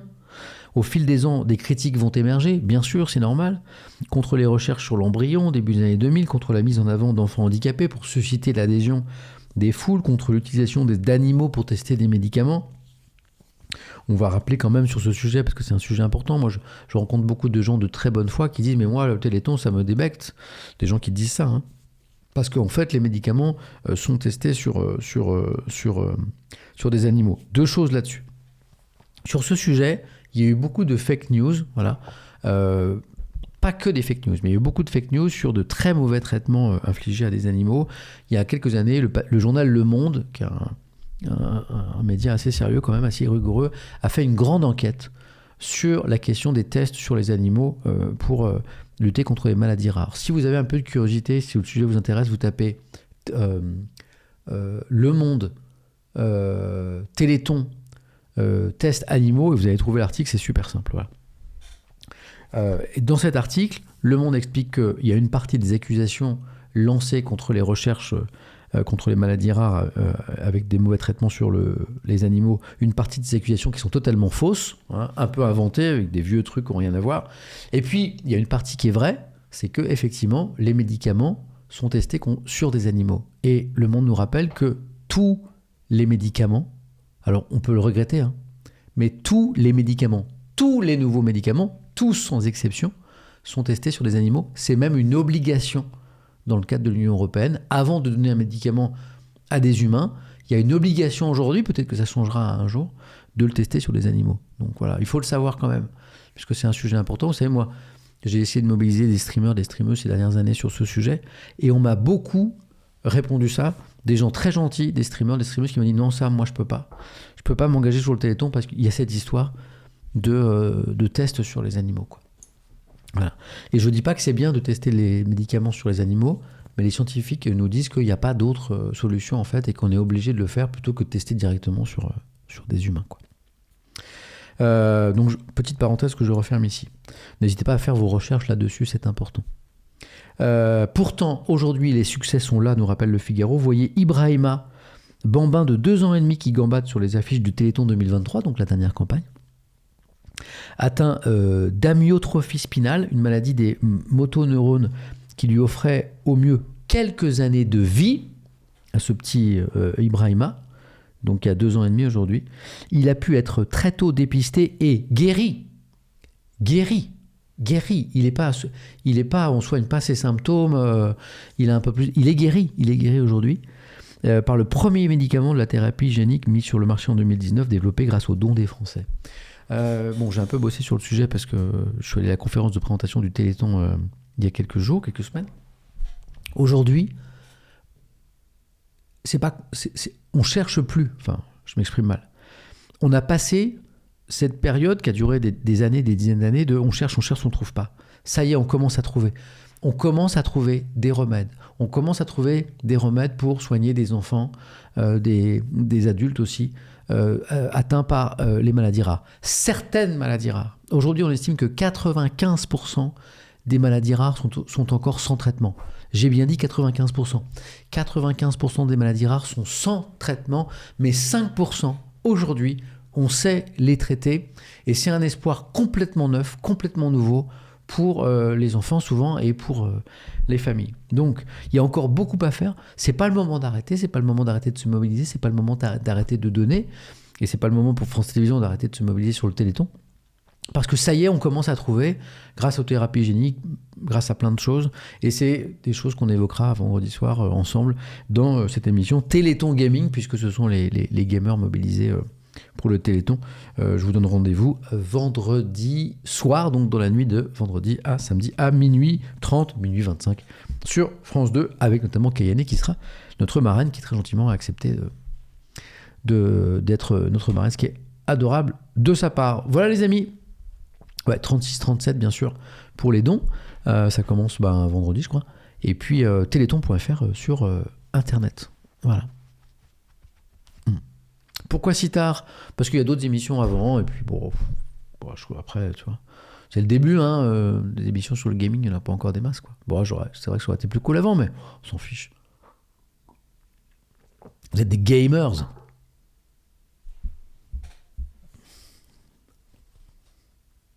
Allez les amis, un grand merci, mais pas un au revoir, puisqu'on a bossé assez vite. 2 heures de revue de presse, c'est express, quoi.